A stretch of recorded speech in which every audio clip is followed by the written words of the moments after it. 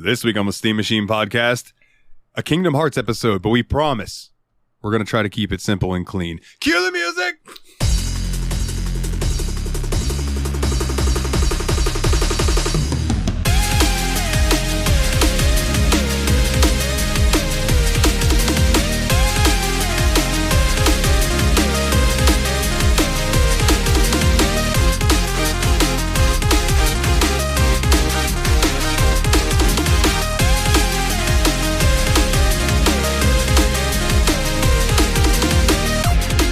Hey everybody, and welcome back to another episode of the Steam Machine Podcast. My name is Dalton, and joining me, as always, are the Destructo Bros. It is Nate. Hey, it's Willie. How you doing today? I'm doing all right, Big Pimpin'. I'm doing all right. How you boys doing? Let's start with Nate. How have you been up in these past 2 weeks, my good sir? It's been all right. I don't really have any big life events going on or anything, so I'll take that as a positive this time, I suppose. But one thing that I have been doing a lot of lately is a new video game came out, and I think it's pretty good. Chicken Little, the prequel, right? Yeah. Like, been playing the hell out of that. It's been fantastic. But Tears of the Kingdom, Legend of Zelda came out, and honestly, I'm going to be the first one to say it. I think it's just a straight upgrade from Breath of the Wild. Everything about the game is actually better than Breath of the Wild. Hell yeah.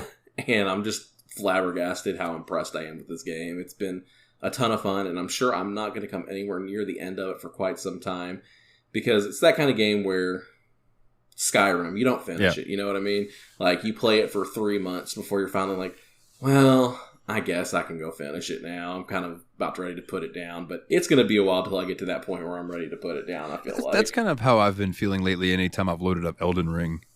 Is like, I'm going to run around and explore and have fun. I'm not really going to try to shoot for going to get wrecked by a boss for 100 times in a row. You know what I mean?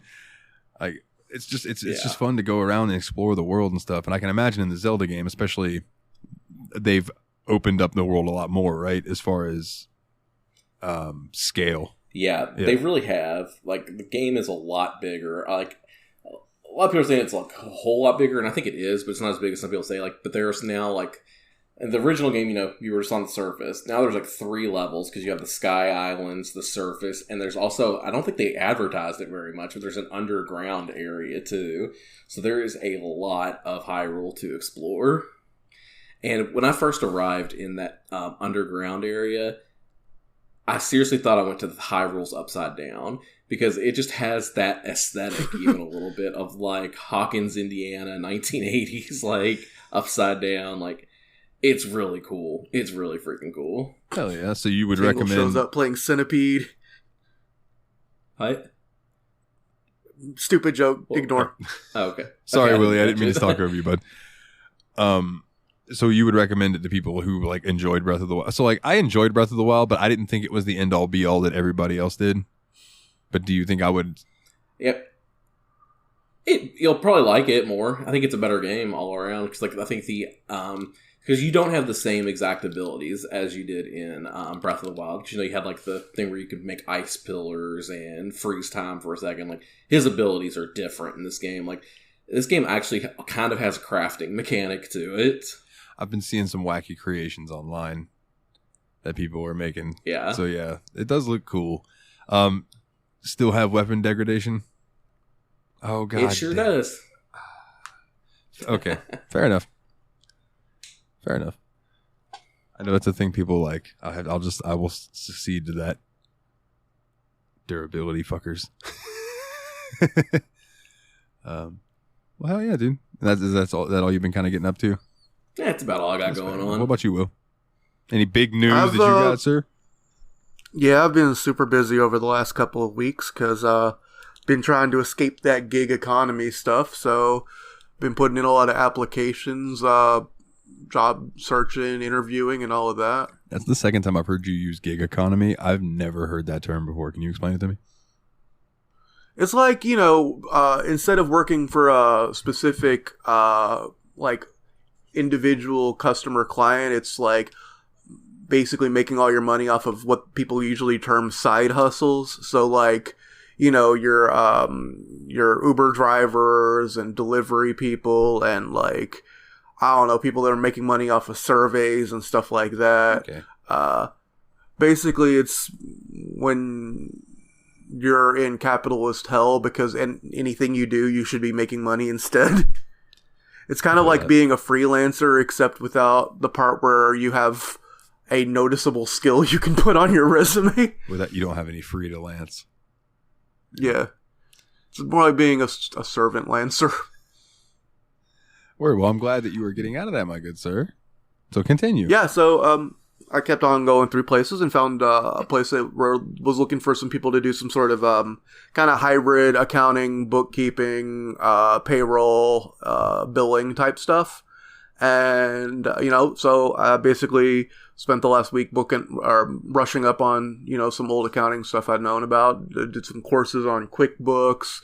Actually downloaded the free trial of QuickBooks Online and started, set up a sample company in that, and did really well on my interviews for that, so I'm supposed to be starting that job on Monday. Woo! So, looks like hell yeah. It's going to be about a 25 to 30 hour a week job. It's going to be a pretty hybridized thing in a kind of smallish company, so I'll be doing several different things, but at its core, it's basically an entry-level accounting position, and, I'm just going to be happy to be getting a steady check that I know how much it's going to be before I get paid, and I know when it's coming. Yeah. Yeah, for sure, dude.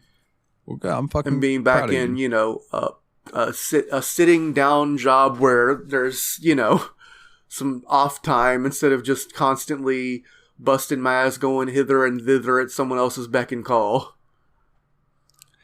I'm glad you mentioned sitting down. I'm going to have to remember that for a minute. So... I guess no. I'll ask you the name of the company off air. Now that I think about it, yeah. No. So it's a small enough company that this is actually kind of a doxing risk. Yeah. I'm not even going to say exactly what they work on. Yeah, no. That's totally fine. Yeah, that clicked with me immediately. I'm like, oh wait, never mind. Yeah, no, we'll talk about that later. No, it's not like I'm working for like Humana or one of the other huge companies that has like 1 million employees in this town. No, so like if it was like just UPS or something, I'd be like, if it was just like UPS, I'd be like, yeah, I'm doing accounting for UPS because there's like 500 of them probably. Willie is actually the elected CEO replacement for Elon Musk of Twitter. He's just he just doesn't want to tell you guys because he's what's the word I'm looking for? I'm under a non-disclosure agreement, so I'm not going to tell you everything, but I do promise I'm going to bring out silver check marks that'll only cost $2 a month. But if you want that blue check mark, you're going to have to go to Blue Chew.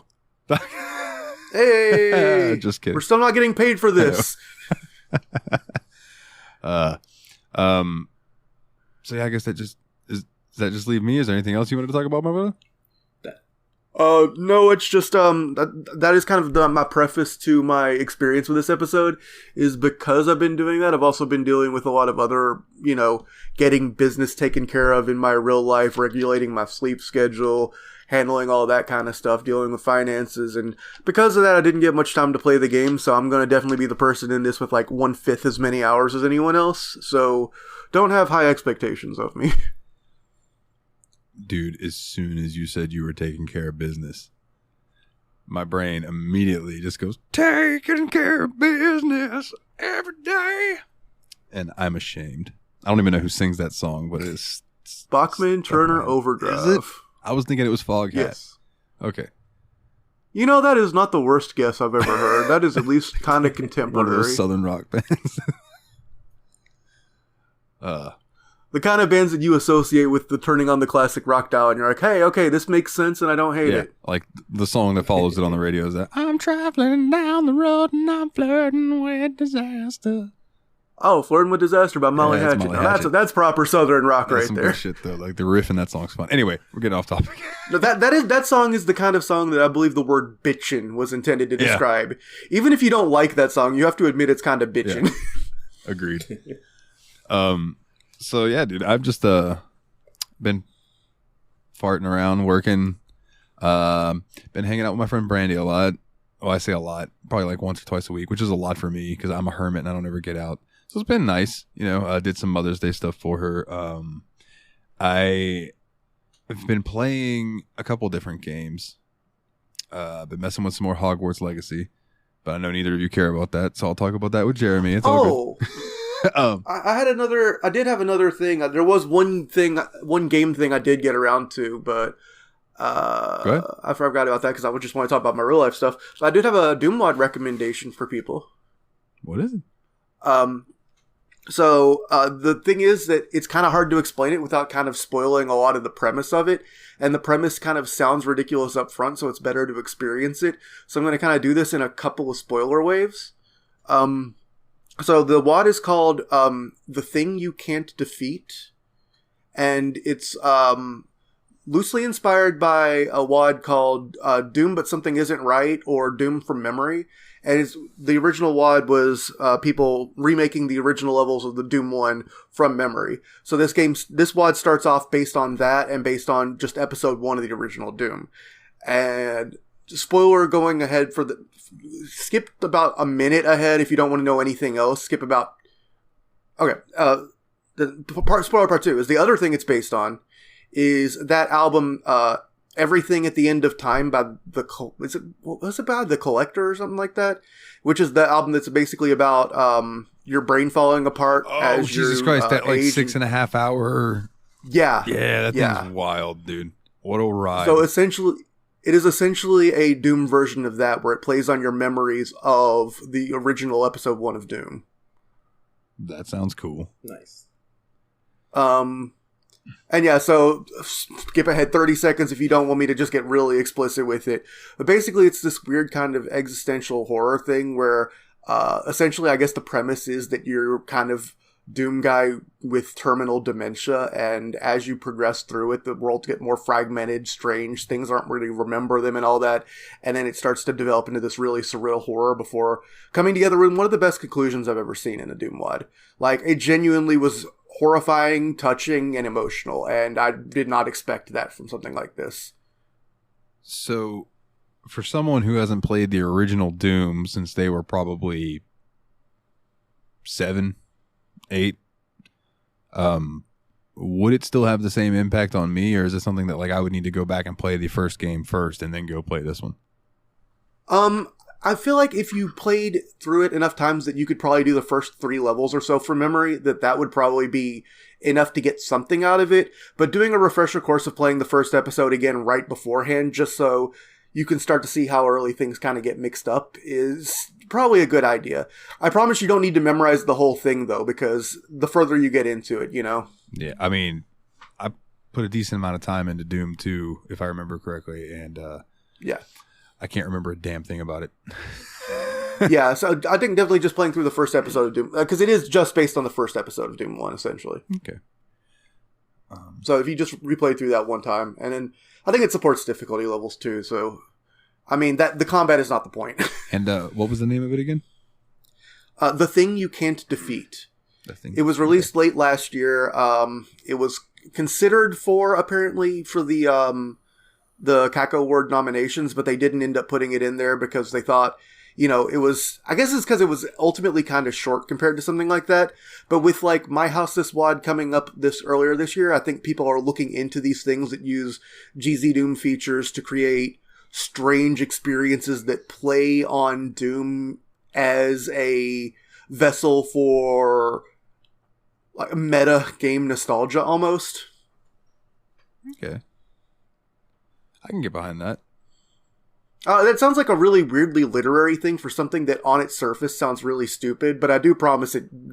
I found it touching, and I think I would have found it touching if I weren't, like, obviously it means a lot to me because of what Doom, you know, how much I love Doom, but I think even if that was just like a game I was mildly nostalgic for as a child, I think it would still hit just about as hard. I'm going to say something that you might find is blasphemy, and then we can move on. Sure. I want to play a third-person Doom WAD. Like where you can see Doom Guy and you run around and shoot things. I'm pretty sure I remember there being a pretty good one that involved like a lot of melee combat, but I can't remember what it was called now. But it was definitely more trying to make almost like a character action type game out of Doom. Like, I do not remember what it was called now. In my head, but they were going for kind of a Platinum Games vibe. In my head, I'm thinking like PlayStation 1 era blocky 3D graphics. Oh my god, I did see someone Doom. try to make a fixed camera horror Doom mod, and it looked really interesting, but my god, apparently coding for it was just a nightmare because you had to manually place down all those camera points, and like those kind of games are harder to make than you realize. Like there's a reason why we lost pre-rendered backgrounds in games and now everything is 3D fully rendered. Because I really do have a huge nostalgia for that PlayStation era pre-rendered 3D background thing 100%, too. Dude, I love it. All right, so I've been playing. Speaking of pre-render stuff. I've been playing through Sacred Gold. The title does not ring a bell. So it was like in the era of Diablo 2, like those types of games, and it's that same style of game, and it's hella fun, man. I really like it. There's a lot of classes to choose from. I'll probably pick it for the show at some point because I think it holds up enough that y'all wouldn't hate it. If you have multiple screens, it might do some weird shit because it does to mine. Where like I'll have YouTube playing on one of my screens and then I'll open up that game, and because it has to change the resolution to something so strange to my monitor, it just shifts all my windows around. Oh yeah, I need to remember to do like for games that are pretty old and operate in full screen one screen. I need to remember to turn my scaling off before I launch them because sometimes they launch in bizarre resolutions. Since I have that thing set up where my main monitor is at like 125% zoom. Yeah. Fuck, I didn't think about that. Yeah, mine zoomed in a little too, so I wonder if that's part of the issue. Anyway, worth looking into, homie. I've been really enjoying that. Also, been having an issue in 2K23 where I'm in universe. So my universe mode, I finally got it set up the way I wanted it, right? Started playing, started a show, decided to switch it from regular classic universe mode to superstar mode, which is where you just pick one person as play as them, kind of like role playing. And so I chose Blade, of course. So I am in the main event of SummerSlam against MJF, who I downloaded from the Creation Club. Only problem is, I've definitely seen his name popping up in a lot of your rosters. Yeah, I love MJF. He's one of my favorite heels of all time. Like already, like he's so such good. A dastardly son of a bitch, and he's so young. He's only going to get better. It's insane. Like he's ridiculously young. So, every time I go to start the match, game crashes. And it won't let me switch back from superstar mode to classic universe mode because I started a show. I have to finish that show before I can switch it. So I can't simulate it. It has to make me play it. But it freezes every time it tries to load the match. So now I'm just like, well, I guess I could just delete my entire universe and start over. But that sucks. Yeah, that sucks. I also had a fail with Fire Pro Wrestling. Recently. I was going to say, it sounds like your big rosters have been having kind of shit in the bed lately. Yeah, they're having issues, dude. But Fire Pro's fixed and working smoothly. Ponytail on Bianca, by the way. Not as long as I would like, but still functional face. The only thing is, like Nate pointed out, is that the faces look so good on some of these that their bodies are just weirdly proportionate because the head looks so normal that the rest of the body just makes them look like I am big and beefy. But when you talked about having a job where you can sit down, I'm just going to run through this real quick and then we can get to our topic of the week. So I'm at work. They asked me to pull dates. I'm going to run through this real quick because y'all already heard this in the show chat. I'm not show chat. Whatever I'm trying to say. So I'm at work. I'm pulling out of dates for the vitamin section. I got a lot, right? But that requires going through each and every shelf. And there's a lot. I don't know if you guys have been to like a CVS or a Walgreens lately and been to the vitamins. There's a fucking lot of them. So I'm digging through each of these, looking at each date. I'm over there for like 2 hours doing this. That would have been 2 hours of me like squatting for half the time, getting the bottom rows. So I went, in the back, there's a chair that has wheels on it. I grabbed it, used that. And instead of it taking me way longer than 2 hours, I got it knocked out because I was able to just roll around, get what I needed to do. It was just much quicker. I walk up front with this entire cart thing that I have full of fucking out of dates. And I'm like, hey, Kayla, here's the out of dates. And I'm pushing the chair. And Kayla looks at me, looks down at the chair and goes, "Oh, Trisha, I found your chair." And I immediately was like, fuck. So I look around the corner, and there she is in her bulbous glory, standing there, and she's like, I've been looking for that. And I was thinking to myself, if you'd walked to the other side of the store, you'd have found it. Like, I was like fucking 6 aisles away. So anyway, long story short, I was told that I am not allowed to use a chair at work, because I am an able-bodied adult and I need a doctor's note to be able to sit down while I am on the clock at all. And to put that in perspective, Annie, who I worked with today, now I'm going to put this on blast because fuck Walgreens for this. Annie that I work with is pregnant. She is not allowed to sit down. She told them basically, fuck you, I'm sitting down anyway. She tells me today at work that she is dilating and still having to work. Her medical leave started today, and Trisha asked her to work the next few days because if she could, because we don't have anybody to come in for her shifts. And I'm like, then fucking hire someone. Like, what are you doing? You can't tell a pregnant girl to fucking work when she's dilating. That bitch is gonna have the baby on the floor. No, I'm not mopping it. You're going to waddle out here and mop it? Fuck no, you're not. You're going to make one of us do it. I don't want to hear it. No, it ain't happening. I will throw up and pass out. Are you kidding me? I do not handle bodily fluids well. That's illegal as shit. That's the plan. Get baby born on the floor. Now you have a new employee. Just born right into it. And thing just gets crawls over, starts ringing people up. I don't know how much WAN dollars is, but whatever. Here you go. But yeah, so I'm just like, are you serious? So my smart ass, of course, was like, Walgreens going to pay for me to go to the doctor? No, probably not. All right. So I go into work today, and I go into the office, and I go over and I clock in, and Trisha, my boss, is there, and she's like, how you doing today, Dalton? Oh, I'm all right. Well, I just wanted to let you know, and immediately I'm like, oh, God damn it. What is this? I just wanted to let you know that the shift lead position that you were going for, I have a transfer coming in from another store that has about 10 years experience and stuff. And it's really hard to get good transfers. So I'm going to take it while I can get it. So it's going to have to be probably 6 to 8 months. We'll have another position open that you can go for. And I'm like, cool. And she's like, well, I just didn't want you to be upset or anything. And I'm like, dude, at that point, like, I'm so beyond upset about that I was just like, yeah, it is what it is. I was upset about not getting it 2 weeks ago, when you told me that you wanted to see me work hard for the next 6 months. Like, I haven't been doing that. Anyway, this isn't Yab's Pod. Let's move on. What we need to do is get you a job. We need to get you like a computer touching job, man. Somewhere where you can just sit down and type words all day. Yeah, for sure. I sent an email to the local radio station with a vocal clip and was like, hey, I would love to just come talk on air. I'll even put on a little Southern accent for you if you want me to. I can put on that little bit of Florida if you need me. You know, I can get on there. Or I can go full on Sam Elliott if you'd like. Yeah, it was like whatever they need. Or I could be like, hi, welcome on down to How to Do This. We'll pick a dick a do palace. Yeah, whatever. Or typing. That works too, because then you don't have to hear my voice. Your voice is one of your best qualities, but not if you do that last accent.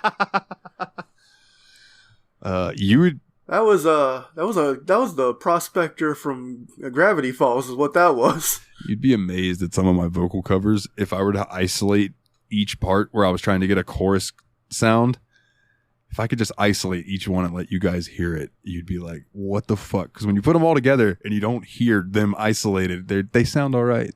But there have definitely been some times when I've been listening to them like, that wasn't a karaoke track background vocal. That was Dalton doing something weird as shit, wasn't it? I like to do weird as shit things. All right, boys. Enough of my mumbo jumbo. I'm sure I've done other things this week that I can't remember, and it's fine. We played a little ditty called Kingdom Hearts. And before we get into first impressions, because mine are going to differ much from y'all's, because there's a big time gap between them, we have some O-dubs! Otherwise known as the obligatory Wikipedia bullshit. Kingdom Hearts is a 2002 action role-playing video game developed by Square. Just Square. It was back when they were still Squaresoft for the PlayStation 2 video game console. It is the first game in the Kingdom Hearts series and is the result of a collaboration between Square and the Walt Disney Company. An expanded re-release of the game featuring new and additional content, Kingdom Hearts Final Mix, was released exclusively in Japan in December of 2002. The Final Mix version of the game was later then remastered in high definition and released globally as part of the Kingdom Hearts 1.5 Remix collection for the PlayStation 3.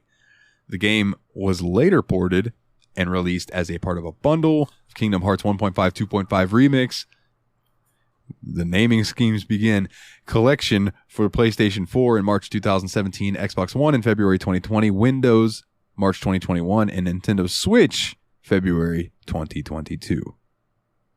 So the version we're playing is the remix of a remix of a remix of the original game then. Recoded.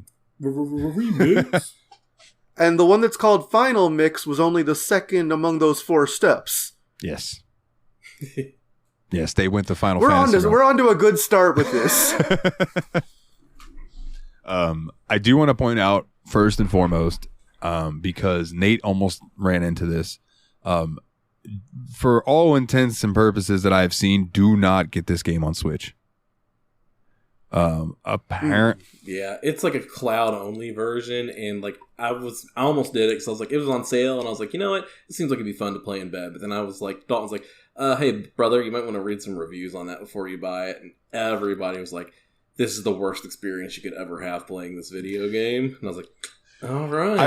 I read a thing somebody said. They were like, I would rather emulate the PS2 version of Kingdom Hearts than play the Switch fucking version of this. And I'm like, whoa.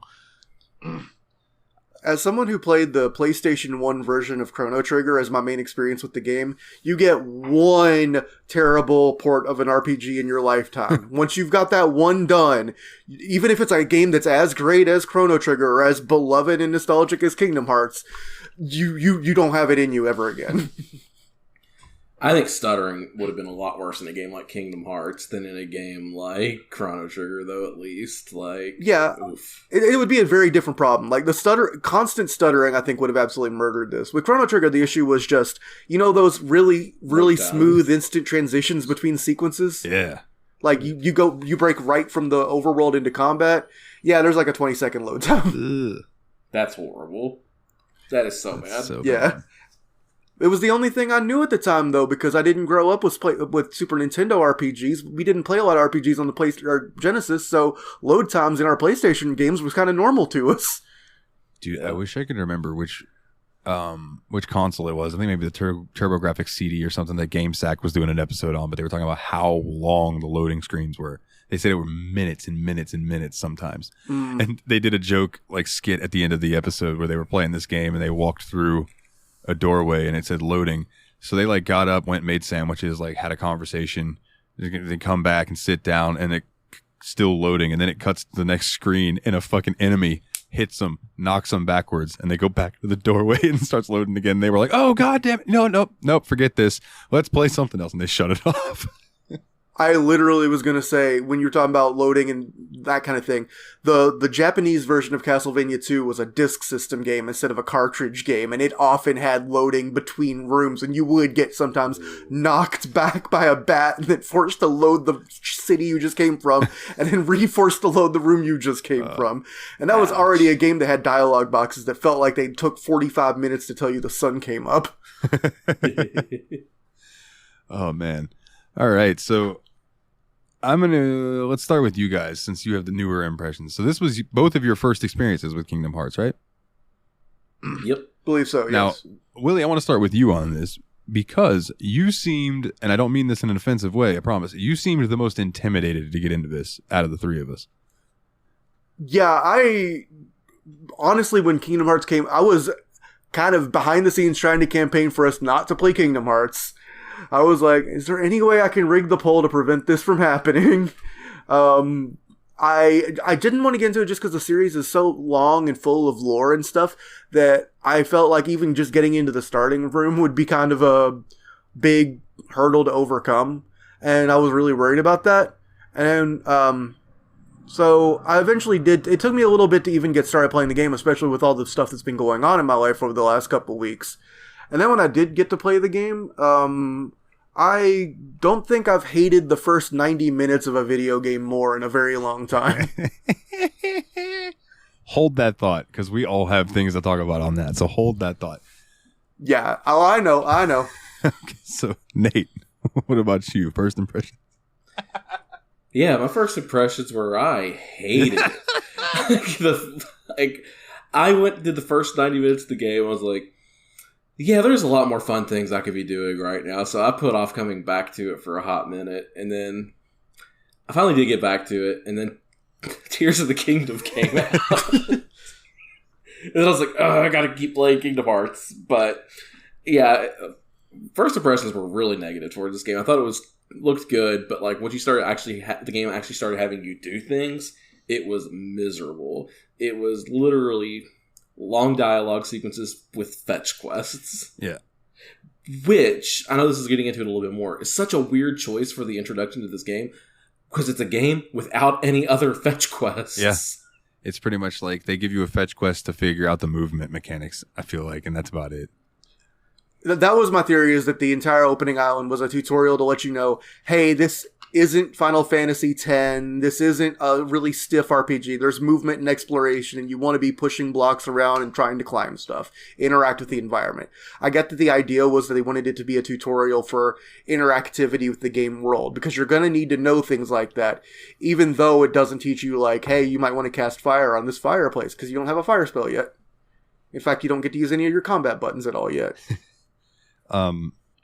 Now, did you guys realize that the choices that you made on that island actually affected your game?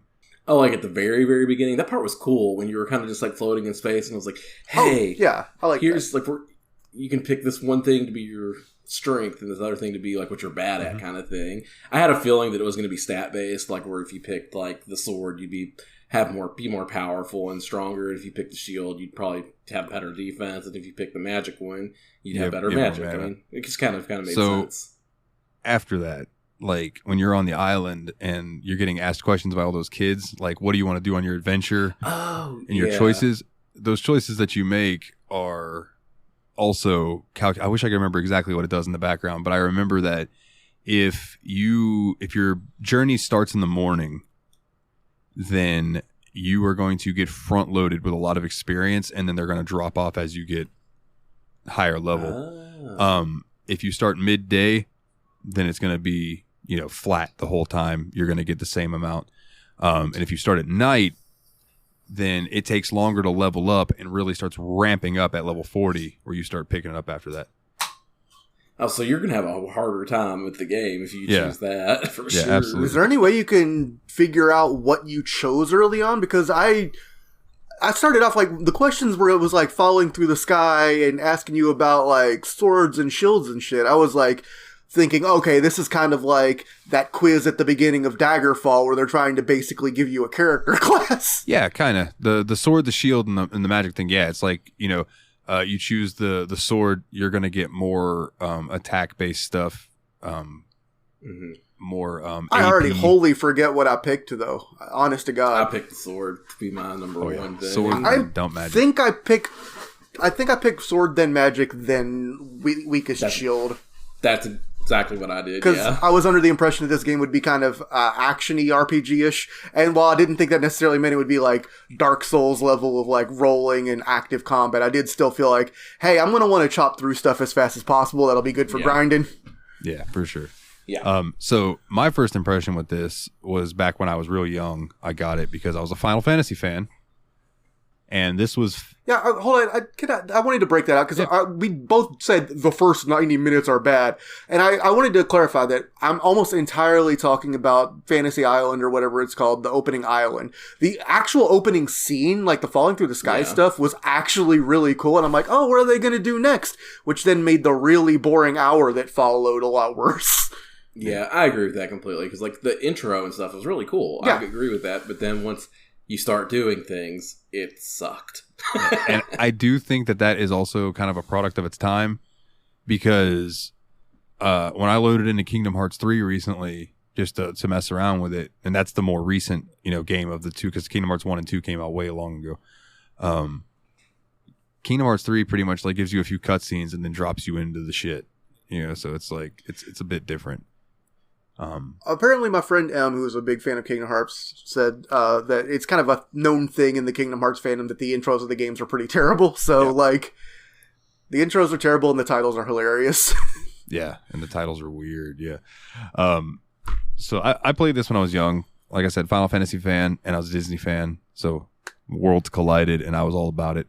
I believe I rented it from, it was either Video Zone or Movie Gallery. Those were the two places that we had here. We weren't cool enough to have Blockbuster. But I rented it, played it, fell in love with it, and then went and got it from Walmart, I'm sure, or somewhere, and I brought it home. As a kid, I didn't mind the beginning island level and stuff because I thought it was so pretty, and this game was one of the prettiest games I had ever seen. And then I got Final Fantasy X. Oh, and man. I was like, whew, man, both these games are so pretty, but Final Fantasy X is prettier. But it was less cartoony, but more Lulu. Ooh, God. And I wonder why I like goth girls so much. It's fucking Lulu. And Renoa. No one can tell me Renoa is not goth. Hey there, you wonderful listeners. I have a question for you. Do you want to make a podcast? Well, Spotify's got a platform that lets you make one super easily and then distribute it everywhere and even earn money all in one place and for free. How can you beat that? It's called Spotify for Podcasters, and here is how it works. Spotify for Podcasters lets you record and edit podcasts right from your phone or computer, so no matter what your setup is like, you can start creating today. Then you can distribute your podcast to Spotify and everywhere else podcasts are heard. Video podcasts are also available on Spotify. And when you want to take conversations with your fans to the next level, there are Q&A and poll options available, and those are the best way to get them talking. With Spotify for Podcasters, you can earn money in a variety of ways, including ads and podcast subscriptions. And best of all, it's totally free with no catch. Ever since I've discovered Spotify for Podcasters, it has made doing my shows like the Steam Machine Podcast, Yabs Pod, and the JRPG Report much, much easier to do. Like being able to just go on there, record them, upload it, boom, it's done. I don't have to pay for a site service to host or anything like that. It's fantastic. So I highly recommend that you give it a try. Download the Spotify for Podcasters app or go to www.spotify.com/podcasters to get started today. Like she wears bright blue, but she is totally a goth. She's a pastel goth.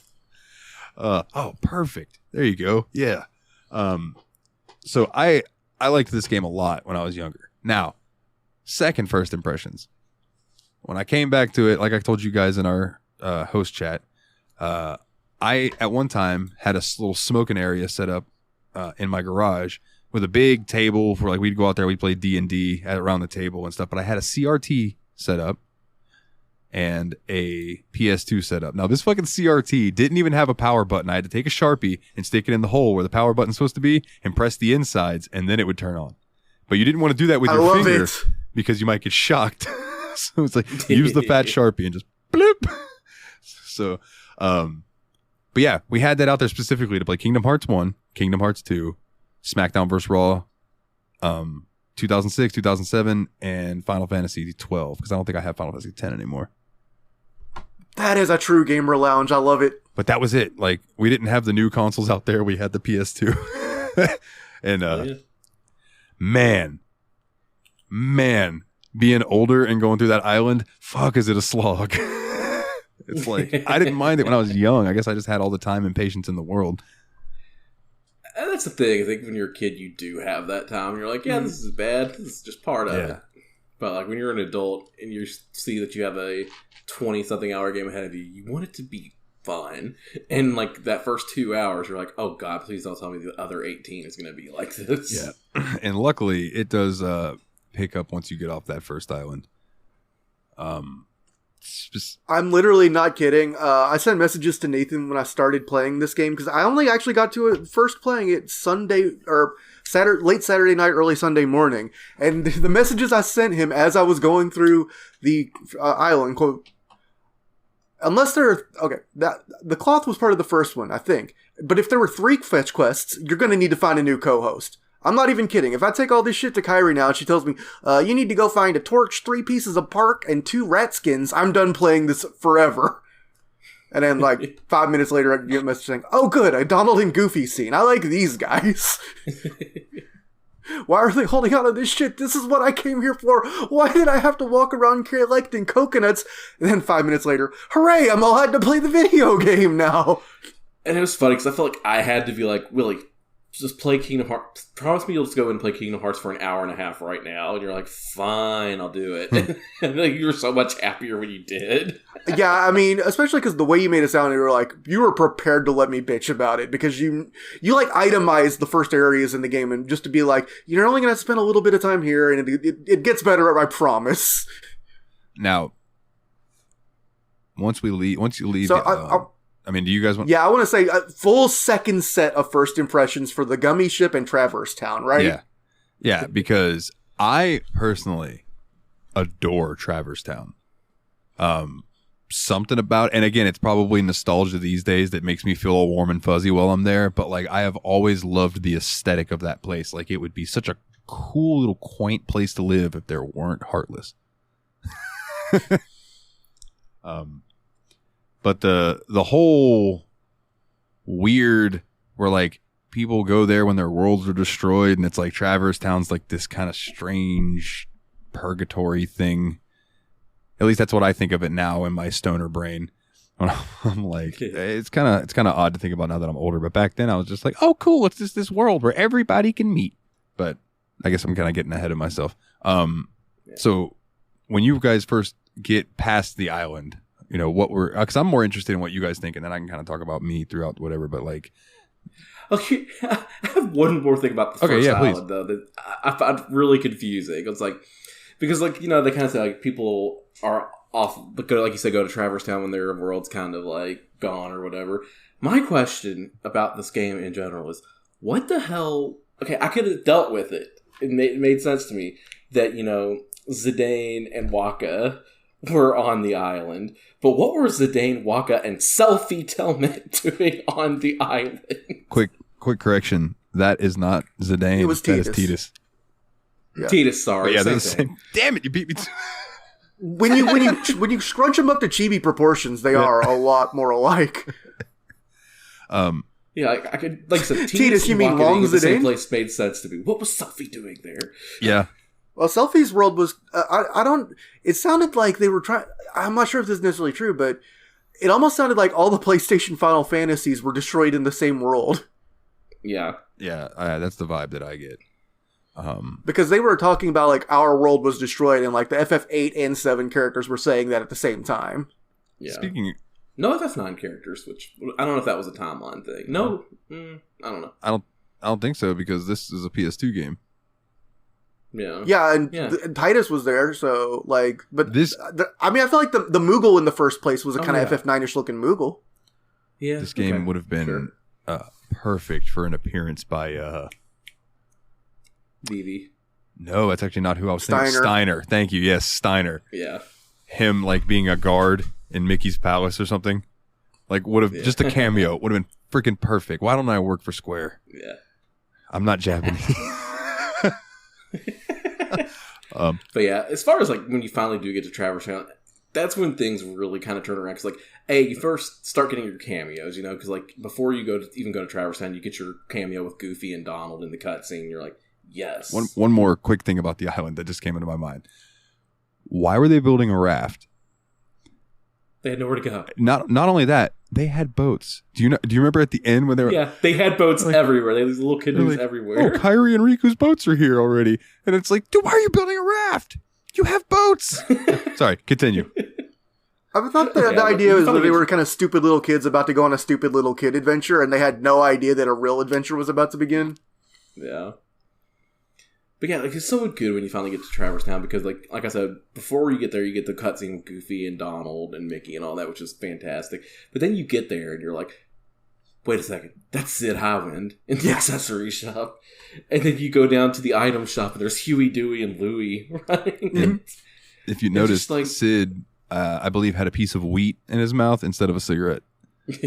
They were like, we can't have a cigarette in the Disney thing. Like he's like, they're like, fair enough. Yeah, and Sid definitely said motherfucking a lot less often than Final Fantasy VII. Yeah, he's a lot cleaner spoken. Yeah.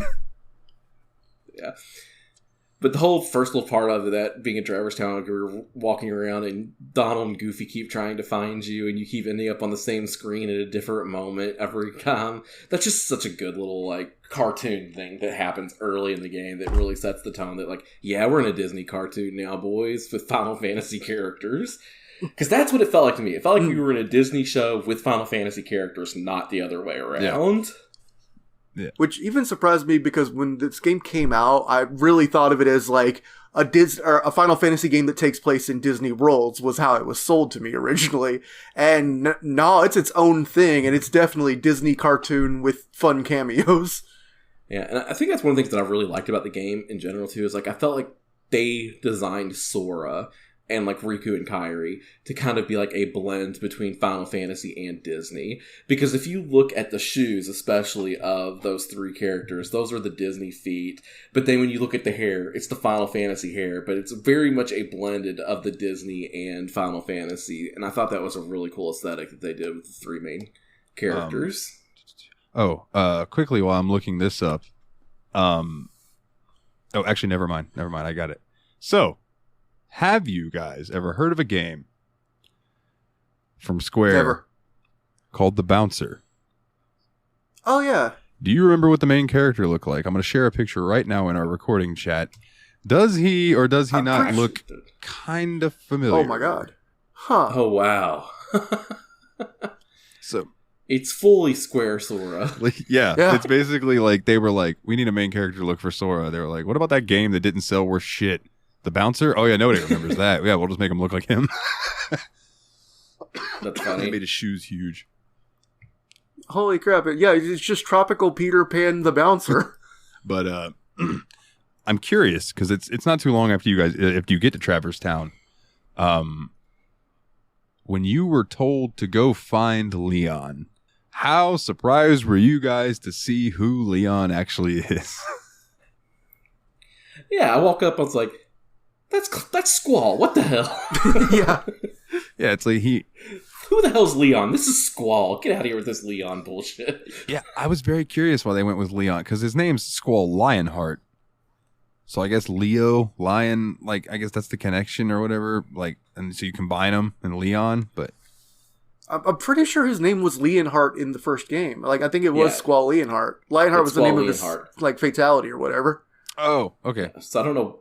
Yeah, so I don't know why they decided to call him Leon in this game. He's like, actually, it's Leon now. I'm like, okay, buddy. That's like when a kid named William decides they want to go by Liam.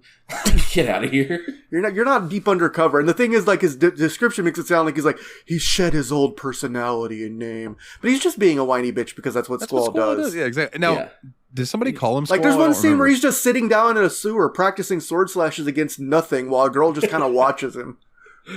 And I'm like, yep, that's Squall. I remember this guy. Was he?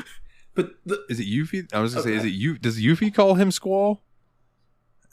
I think so. I think Yuffie slipped Squall in there. And he's like, don't call me that. But it's just like, okay, yeah, okay. For one, why? There's Yuffie and Aerith and Squall.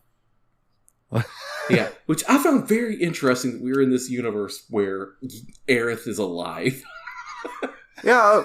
There was definitely a moment where I'm like, I hope this isn't too big of a spoiler to say, but you run into Cloud within the first, 6 hours of the game, too, and he implies that he's looking for someone. I'm like, hey, I've got great news for you, dude. You were going...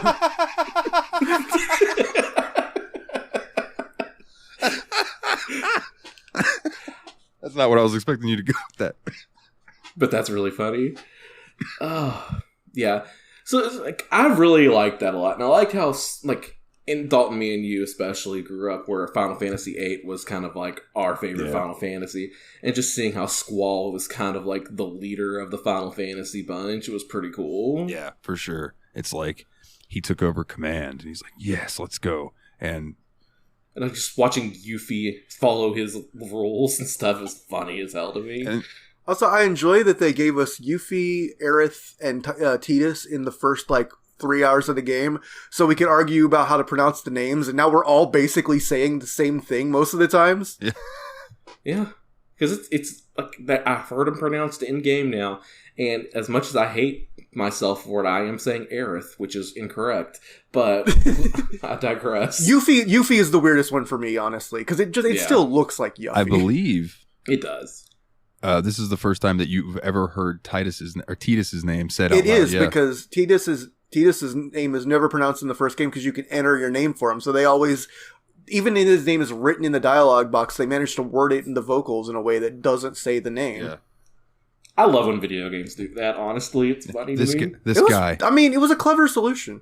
I'm not going to bless everything about the voice acting and direction of Final Fantasy X, but I thought that was done really cleverly. Because I don't think I'm not just saying for 10 in general. I'm just saying I love when video games Greetings, adventurer. Yeah. Dude, let me... Because what's the other game I've been playing that's been doing that? I forget. Oh, well. Not important. Oh, I'm trying to think of other examples, too, because there's definitely ones where they give you a title so that they can call you, like, Dragonborn instead of, Fighter Greg, because you named yourself something stupid at the beginning of the game. Quickly, just random for the opposite of that. I remember playing, I think it was NCAA 2004. Maybe 2006. It doesn't matter, I guess, the year. It was whenever my brother was going to UF. And I made a quarterback, named him Suter. Or, Dalton Suter. And when I went back to throw a pass, the fucking announcer went, Suter, back to pass. And I about died. Because that was the first time I ever heard a game, A, say my name, and B, pronounce it properly. And I was like, holy shit. I wonder if it was because my brother's name was on the school roster and if they just paid to like run through the names. But I'm like, that's so cool. The wackiest thing about that in the NCAA 2000 games was like that those names weren't in the actual game. Like, if you remember, the rosters all had anonymized names, but they had voice clips for it. So if you rename the roster to the real player names, it would actually say all of them. Oh, wow. That's so cool. Okay, continue, Nate. Sorry. Because there was like people... Oh, yeah, man, we got deep in the weeds on that one. We were talking about Final Fantasy Squad in Traverse Town. Yeah, I just thought Traverse Town was really, really fun, and like seeing all the Final Fantasy characters there and a few Disney characters. Because like you got a lot of what was the Final Fantasy. You get a couple more Final Fantasy characters through the course of the game, but you only got a taste of the Disney stuff in Traverse Town. Yeah. Whereas like I feel like you got most of the Final Fantasy stuff there, but you got the taste of the Disney. And then when you finally got to leave Traverse Town to start exploring, you got all the Disney. And you get flavor blasted with Disney. I do want to point out too that Traverse Town is where you eventually meet up with Donald and Goofy for the first time, and you kind of have like this Scooby-Doo thing going on, where like you go into somewhere and then they come out another door and they're like, "Where's the king?" Pretty sure I mentioned that. Yeah. Oh man, my favorite line of that was definitely Goofy like mouths off to Donald about something, just disagreeing with him, and Donald's like, what do you know? And Goofy's like, gosh, what do I know? Yeah, dude, you gotta love Goofy and Donald. Like I don't know how they decided that those were going to be your main squad, your main homies through the game, but it was such a good choice because they had so much freaking personality, and just having Donald and Goofy play off each other through the entire game is fantastic. Yeah, and then your character is just kind of a witless, brave, but kind of heroic boy, and just very, very honest and genuine and nice. Yeah, Sora is 14, but a little bit brash. In his first game. He's the most 14-year-old anime protagonist guy. He really is. Spiky hair and all. Played by Haley Joel Osment, I want to say. Yes, Haley Joel Osment played Sora. I want to talk about voice actors in a little bit, but I think that can come a little bit after we start talking about more of the game. Yeah, I think we're still on kind of... honestly, we're still up to first impressions, because I feel like the game spends the first 5 hours making first impressions. Because I feel like there's the intro, then there's the first island, which sucks, then there's Traverse Town, where it's like, okay, here's a hint of the magic to come, and then you select an actual Disney World to go to next, and then you're, that's when you're off to the races. But I wanted to also say, how did you guys feel like Traverse Town, what it made you think of? Because to me, it felt weirdly, almost kind of like a New Orleans-y place in a lot of ways. I got kind of Island Town, not Island, what is New Orleans is probably the best, kind of swampy, kind of, I don't know, yeah, I get where you're coming from. New Orleans does seem about right. That's amazing, because I took it as a quaint little European town, maybe even Eastern European architecturally. At least in the main area. When you start going into the other areas, it's a bit more artsy fartsy looking. But like, yeah, I had it as being very French in nature. Like, if not New Orleans, then actually in France or Belgium or something. yeah, okay, so yeah, we're all on the same lines. We're just thinking different parts of the world, but same culture. I got you. Yeah. Although, like I say, I guess the one area just reminded me more of like, not Russia, but more towards that area. Although, let's say Belarus for no reason, because none of us know anything about Belarus, so we probably won't get in trouble. If we have any Belarusian listeners listening, then if you're not a VPN, bonjour. hit us up. We want to know who you are. I said bonjour because I know that is definitely not how you say hello in whatever language they speak in Belarus. I'm sure it's just Russian, but yeah. Yeah, I'm going to check that out. Because if it's not, I know it's definitely one that uses the Cyrillic alphabet and is very closely related to Russian. So, Belarus language.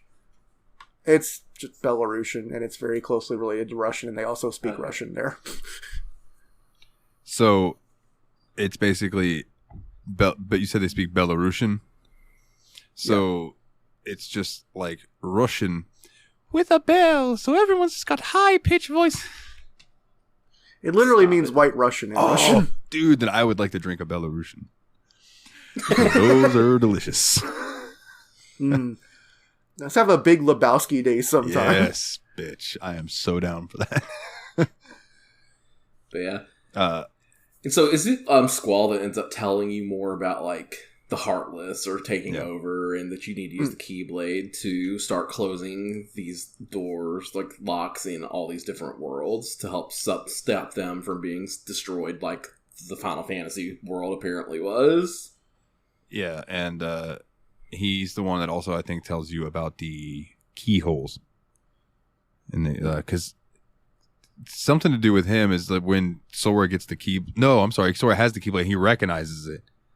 Because you have to fight him at first. Did you guys win? I beat his ass. Okay. Kick Squall's ass. It's funny to me too because I was looking at a walkthrough to make sure I wasn't like looking too long in one place and I could go to the next area or whatever. And it described that fight as, believe it or not, you can actually beat Leon in this fight. And I'm like, what? I kind of kicked his... I just didn't stand in the middle of his attacks. Yeah. Well, you got to think, this game was marketed towards people who were a lot younger than we are now. So, like, kids might have not thought to, like, dodge, per se. This FAQ specifically was written for the HD remix, though, so they had time to get better. Then, I have no argument there. Get good, son. Now, maybe I'm the one that's over there dodge rolling and stuff because I have played a Souls game or two, but yeah, so then he basically tells you that you guys need to go out and Donald and Goofy are the ones that are like, I'm not going to try to do their voices. I was going to try to do Donald, but I can't. They have a ship basically for the Donald voice. Now, would you like to use this point to talk about gummy ships, or do you want to talk about it later? Yes. Yeah. Okay. Let's talk about the gummy ship. I thought the gummy ship sucked.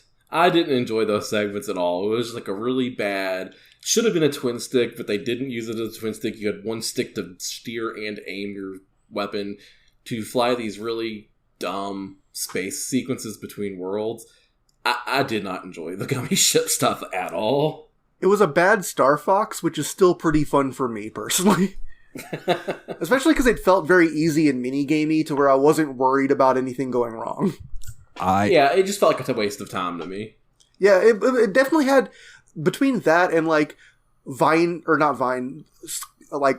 land surfing down the trees in Tarzan World or whatever, it definitely had that early 2000s, late 90s Squaresoft doing too much. We had to have another mini-game here type of vibe.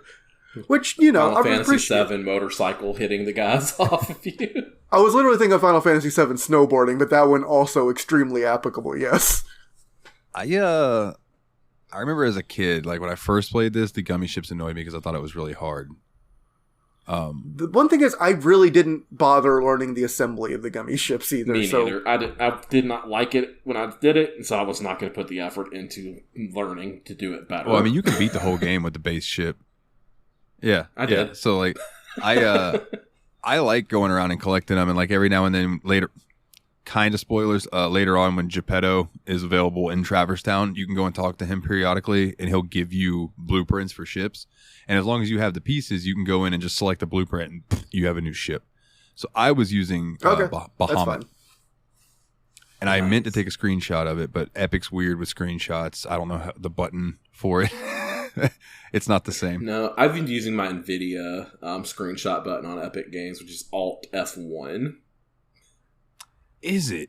Oh, I'm going to try that then. Yes. Maybe I can get a post. Okay. Well, no, I'd have to reinstall the game, but yeah, fuck it. Doesn't matter. You already uninstalled. Wow. Oh, yeah, dude. Once I beat it, I uninstalled it because I was like, that game is 50-something gigabytes.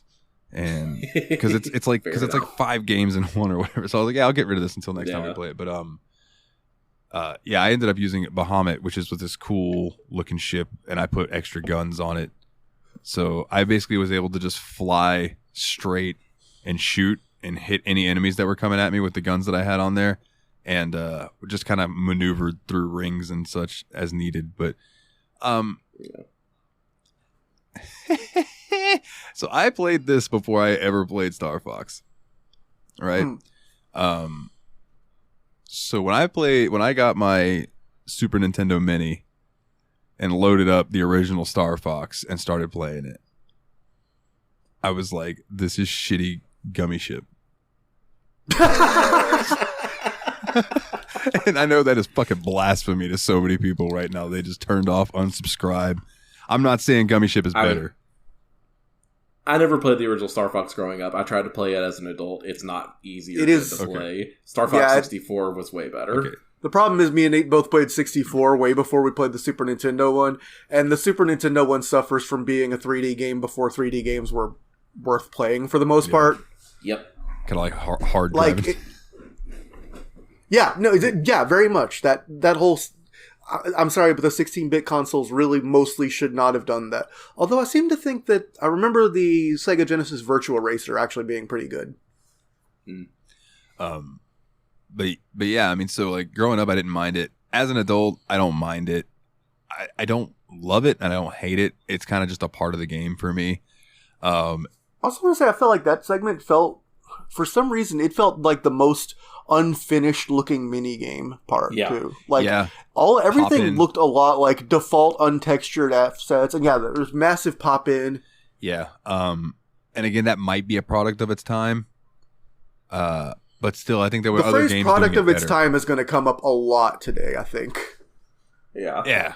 I have some product of their time things to talk about towards the end of the game for sure. Yeah. Yeah. I will say excuse me, I had a little frog in my throat. The gummy ship stuff does improve. They just hang out in there, man. But it does improve, like up to in Kingdom Hearts 3. The gummy ship stuff is in a 3D space, and like all range you actually mode. Fly around and all, pretty much. So, and it's just a lot cooler looking. It's a lot sleeker. Still has about as much to do with the game as these do, but it's still just like supposed to be a fun little side mini game thing for you to do. For what it's worth, I liked the gummy ship as a plot contrivance, and I kind of liked the aesthetic of it to a degree. I just thought that the mini game was just kind of mid, which to me was still fine because it was enough that it felt like I had to do something to get to a new land, and you get the ability to warp drive to places you've already been early enough that I didn't think it was any kind of huge problem. Yeah, and yeah, I agree with that. There are, I think, like trophies related to going back and getting like the highest score you can throughout the gummy ships and stuff like that, but that's just for people who want to get a completionist. It's not required at all to get it to the end of the game. Yeah. Yeah, I went for like the next star up score on a couple levels early on, and I'm like, if I want more stars, I'm going to need more guns pretty soon, and I don't want to mess with the blueprints and stuff. But now that I know there's pre-assembled blueprints that have, like, more guns on it, I'm just going to build a Bahamut or whatever and just throw a rocket launcher on the end of it and a BFG 9000 and the tail and call it a day. Yeah, I'm not creative enough to come up with my own ship and make it, like, usable. So to explain the blueprint system real quick, there's a default ship called the Kingdom, which you can name and customize and all that. And then you pick up blueprints that are like pre-designed ships that look quite different and are made of different parts. Anyone who wants to explain customizing blueprints can do so if they want, but I didn't bother learning it because it seemed like way too much wonk for such a minor part of the game. Quick overview, then just 30 seconds. There's a bunch of different parts. They're called gummy blocks. I don't know why. It makes me think that the ship is squishy, which is just an interesting thinking to me that anyway, yeah. Which is weird because the gummy blocks in game look like hard candy. They do. They don't look like gummy candy. They do. And when you're building them, they almost kind of look like Legos as well, like hard candy Legos. But Lego is the vibe I got from the actual ships as built. But you get into a big 3D square or cube grid, and you work on levels, and you can set the pieces down. You have your corner pieces, your basic crafting shapes. And you can kind of build whatever ship you want. You're going to want to put your cockpit in because that's needed. Everybody needs a pit for their cock. And then you want to, put your guns on there and everything. But you also want to try to make it like not wide enough that when you go through those rings, it's going to smash and damage your ship. Or you don't want to put your guns facing the wrong directions, for instance. Sometimes back when I was a kid, I accidentally put a cannon or two on there and faced them the wrong direction, not paying attention. So it's just shooting rockets behind me for no reason.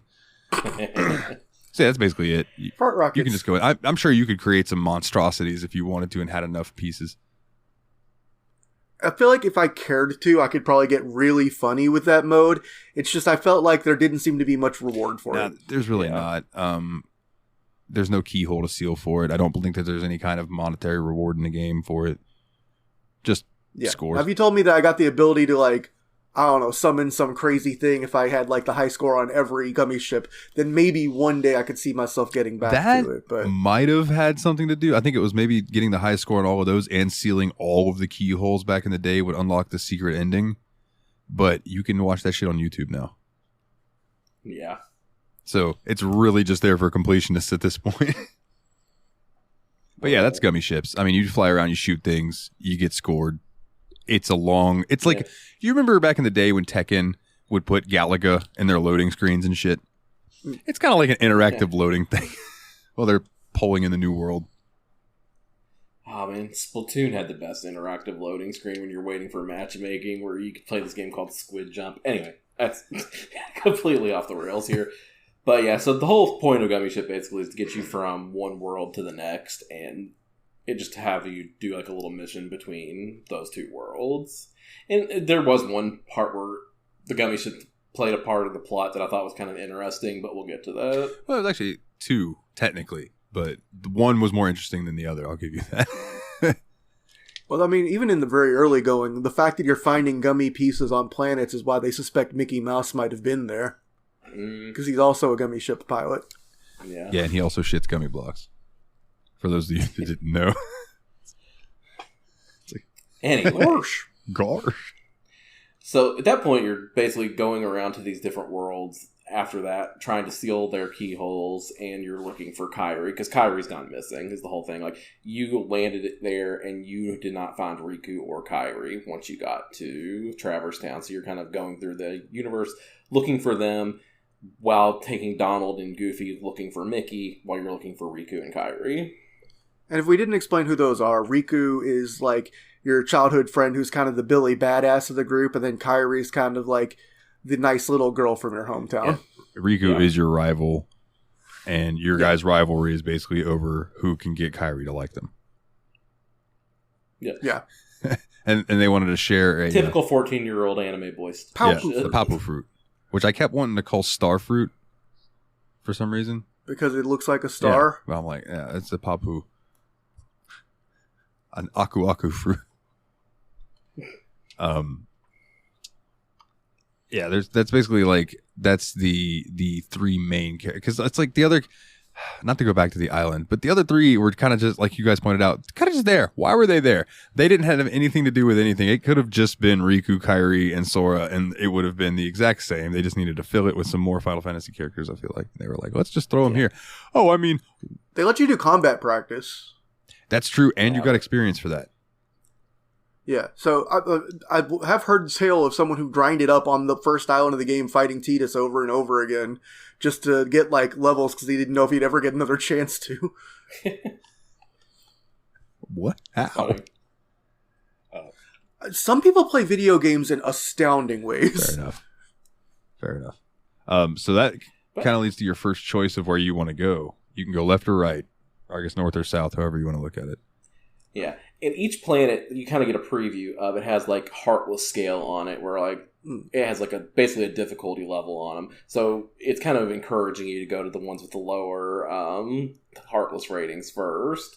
So, like, the one on the left is a 1, and the one on the right is a 2, basically. So I think most people are going to end up choosing, well, let's go to the one on the left so we can kind of feel out the game a little bit in the first real combat section. Yeah. Unless you're me. But, again, not my first time going into it. So I was like, I'm going to go to the other way first, get that out of the way real quick, then start hitting the other ones because I know that I can't go back to the other one until later. Okay. Yeah. So the one to the left that we're referring to is Wonderland. I have some opinions about this world. Curious what you guys think first, though. Yeah. Wonderland is the first world that I went to for sure. And out of all the ones, it's like bottom tier. It's not the worst world, but it's not anywhere near one of the good ones to me. And, like, I think the thing it is to this game, too, is, like, the more you like a property of Disney, you're probably going to like that world a little bit more, too. Yeah. In a lot of regards. For sure. But, like, I never really cared for Alice all that much. And the land was kind of interesting. I did like that it had the mechanic of taking the potion to get small and get big. I thought that was kind of neat, kind of taken from the movie. But all in all, I didn't think the world was that interesting, personally. Were either of you ever in that room and you were small Sora and regular size Heartless spawned? No. Because holy shit, I had never seen that before. I don't know if that was new to the HD remake or the remix or whatever, but I'm like running around as little Sora and all of a sudden, boom, like 3 normal, which, they're normally small when you're big Sora, but they were massive as little Sora. And I'm like, what in the hell? They still went down relatively easily, but I was just so taken aback. I was like, how is this something new? I've played this game like 20 times. How was I never? So I guess it's got to be something. It was just included in the new version. Yeah. So the thing about Wonderland I felt is that I think that it's the last tutorial stage of the game. Yeah, agreed. It basically has what you do is, like, they're accusing Alice of being this big criminal, the queen is, and you get the opportunity to find pieces of evidence to prove that she's not the big bad guy that's hurting their planet or world or whatever. And so basically, actually, this kind of is like another fetch quest. I lied a little bit, where you have to go around the forest and look for 4 little items to help prove that Alice isn't the guilty party. Yeah. Or you can do the none. The good news is you get... Oh, yeah, please. No, I was just saying, or you can do none. Like, I think you can go and just talk to her again and be like, or you can go find one piece of evidence and then turn it in. But if you find all far, then the Cheshire Cat teaches you a magic spell. Yes. Blizzard? Yes. Yep. And I think that is my most used spell so far in the game. Yeah. Again, I only got to about 9 hours. Yeah. So, my opinions on the Alice in Wonderland world, you could have included something else and made it more impactful. Alice is not a princess. I agree 1,000% with that. So it was kind of inconsequential, and wasn't really a lot going on. It was cool to see the Cheshire Cat. I love that character. Yeah, I absolutely wanted to throw that in as, like, I wish we would have got more random stuff. We get a little bit of White Rabbit, but we do get a good amount of Cheshire Cat, and I think that was delightful because he definitely kept showing up and just being kind of a dillweed and being helpful at the same time, and always being cryptic and just grinning menacingly and standing on his own head. And I was like, yeah, thank you. This is good. But yeah, I completely agree with you, Dalton, though, that using Alice as one of the major princesses for this was a weird choice that was wrong. And one of the main plots of this game, just to get this out, is that there's, like, something going on that involves 7 princesses needing to be obtained by the bad guys. 7 princesses of heart. But yeah, they there's a whole thing where they they take Alice, and then they're there, and they're like, she's not a princess. And it's like, what the fuck did we just do that whole world for? Yeah. And so I feel like it was mainly there to teach you how to do your platforming and your action RPG combat at the same time. Basically. Yeah. I will say the boss fight, I actually struggled with that at first. One thing that I learned that I wanted to do before boss fights was make sure Goofy and Donald were equipped with potions and things. Yeah, because God forbid Donald cast a fucking cure spell when you need it. That son of a bitch. Okay, continue. Sorry, yeah. long-seated hatred. It takes you a while to get one yourself, but like boss was a pain in the ass for me at the beginning. This is before you have a cure spell too, so if Donald and Goofy just decide to get themselves killed, then it's really all up to you, and it takes like 30 seconds real time for them to come back to life after they killed. If you give them a potion, they come back. There's like no need for Phoenix Downs in this game. Like you can heal them, and they'll just pop back up. Which is nice. I only discovered that after getting the cure spell, though, was the problem. But yeah, I mean, some of the puzzles I didn't in have Wonderland, too much problem with that boss. I actually only died once in the time I played. Nice. That was to the reverse robot in Traverse Town, and it's because I spent too long casting my cure spell. Uh-huh. But yeah, I mean, like even some of the puzzles and stuff in Wonderland, just they aren't telegraphed well, which that's another problem with this game, and that probably a thing of its time is that some of the worlds and things you're supposed to do are not telegraphed well, which I know we'll get to here in just a second. There is a very specific world that I'm going to complain about while also complimenting it, but also complaining about it. Yeah, like I don't feel the need to go too heavy into details of what you do in every single world. No, if you guys want the story, play the game. Yeah, exactly. But I want to go ahead and say up front that can I just complain about one thing?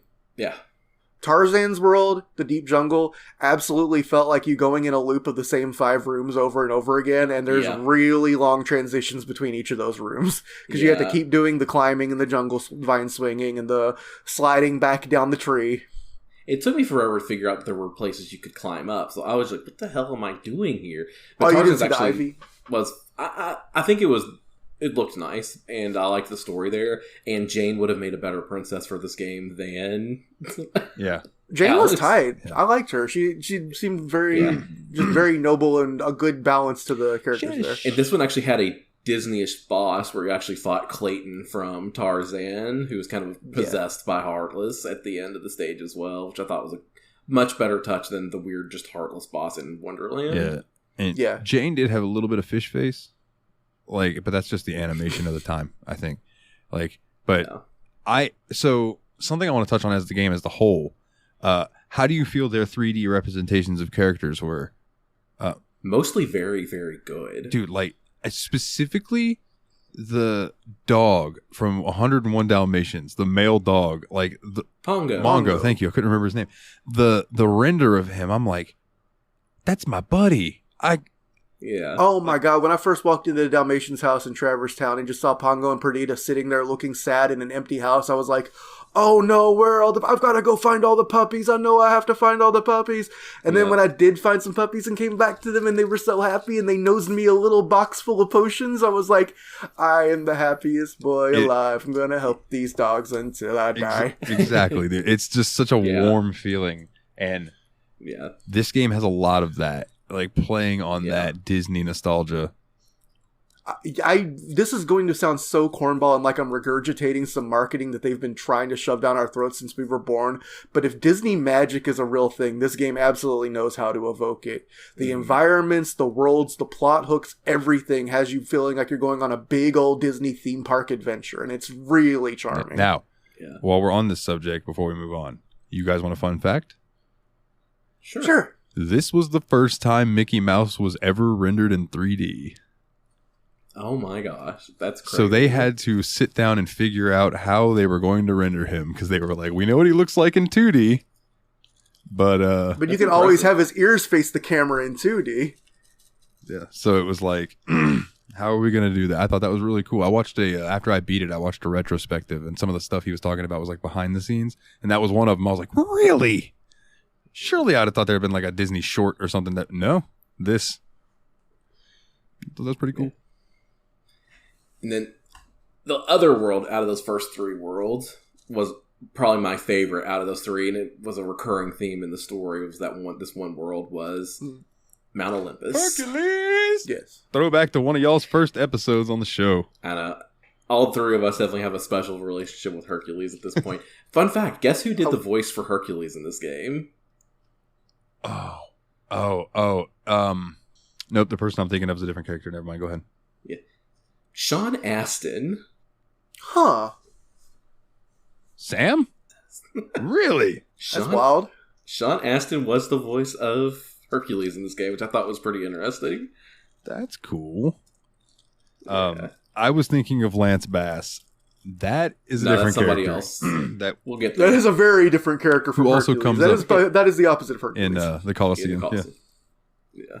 But we'll get to that at some point. It's like, I forget what the first task even was at the Coliseum at this point. I think it was just to do one of the tournaments, and like, I actually had first you had trouble to with just it. break some barrels to prove that you were qualified to do the hero tournament, and then he still kicks you out. Then Hades basically gives you a pass and like, "Hey, buddy, go fight in the tournament." Wink, wink. Yeah.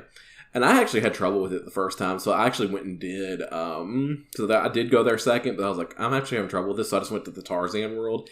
And at Tarzan world, you actually get a new key ring there, so you actually have a more powerful weapon when you go to the Coliseum. So I thought that was jungle pretty cool. key is like your first big upgrade. Now, I have a thing for that original Kingdom Hearts key.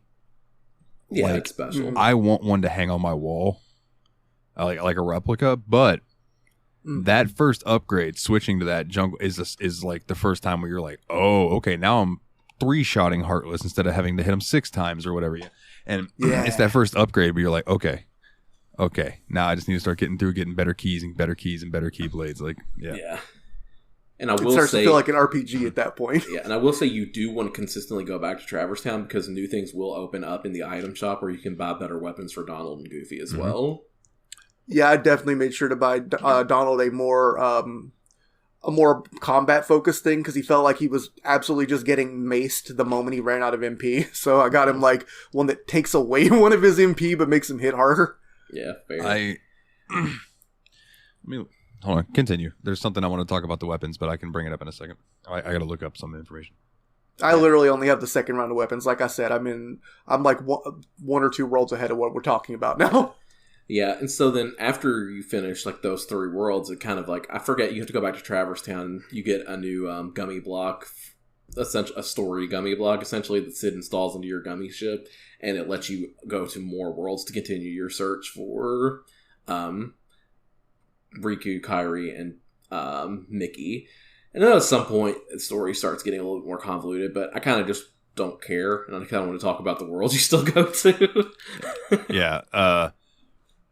Quickly, the 2 best weapons for Donald and Goofy are called Donald and Goofy get Save the Queen and Save the King,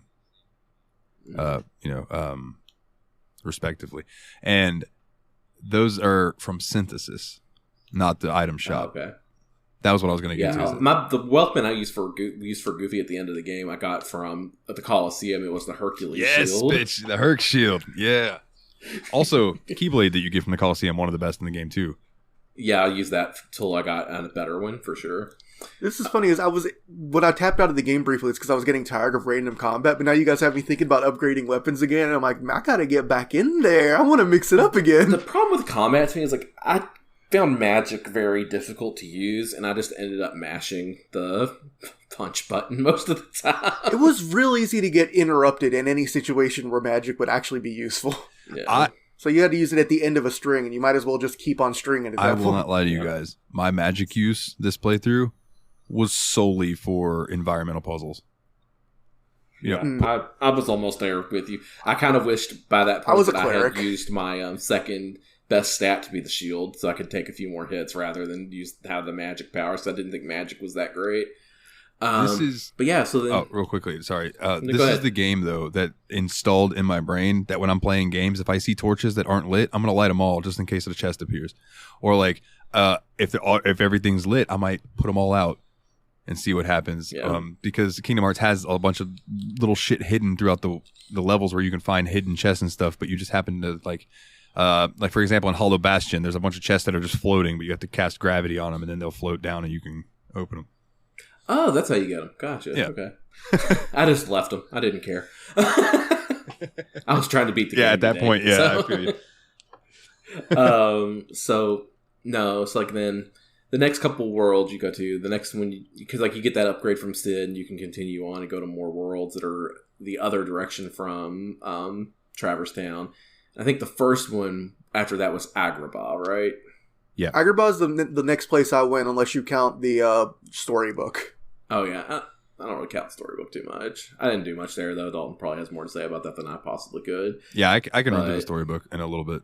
We can talk about Agrabah first if you want.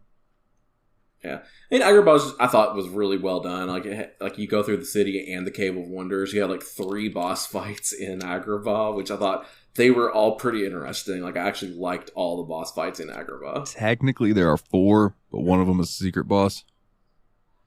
And fun fact about that, or I'm sorry, it's a super boss. It's one of the hardest bosses in the game. Its name is Kurt Caesar. You guys remember anything about that? No? Okay. So Kurt Caesar was a name of a fan that when the game was getting translated and was going to get it released over here, he won a contest to get an enemy named after him. So he got the super boss named after him. And so it's just some dude named Kurt Caesar. But Kurt Caesar. it's this giant fucking thing that appears out in the desert. Like the magic carpet flies you to it. But that's not till way later in the game. I don't recommend doing that until you are at that final save point and decide to go grind for a while beforehand. Yeah, but the fun thing about that world too is like you can actually have Aladdin switch out from one of your party members and have Aladdin on your squad, which is pretty cool. But yeah, you end up fighting the Cave of Wonders itself to get inside the Cave of Wonders. And then I wanted to say I really enjoyed that boss fight against the Cave of Wonders. And again, I don't know what was up with the walkthrough I found, but every opinion they had was wrong. Like they were like, Leon is almost unbeatable, and I'm like, the Cave of Wonders is a miserable boss fight. And I'm like, this is the most fun I've had because I'm like, I got my boys on the ground dealing with the Heartless, the cave spawns, and then I'm up there attacking the actual cave and trying to dodge the lasers and keeping an eye on their health so I can cast Cure on them because that's about the boss fight where I realized I didn't have to be anywhere near my teammates to cast Cure spells on them, and the whole fight felt really holistic and huge at the same time. And I felt like, as far as I played in it, that felt like it justified the action RPG combat the most. And it just, for an early game boss, felt like you're spinning the exact right number of plates for a boss fight. Yeah. It's the first big satisfying boss fight because even the big fucker you fight at the beginning is kind of a pain at that point in the game. Yeah.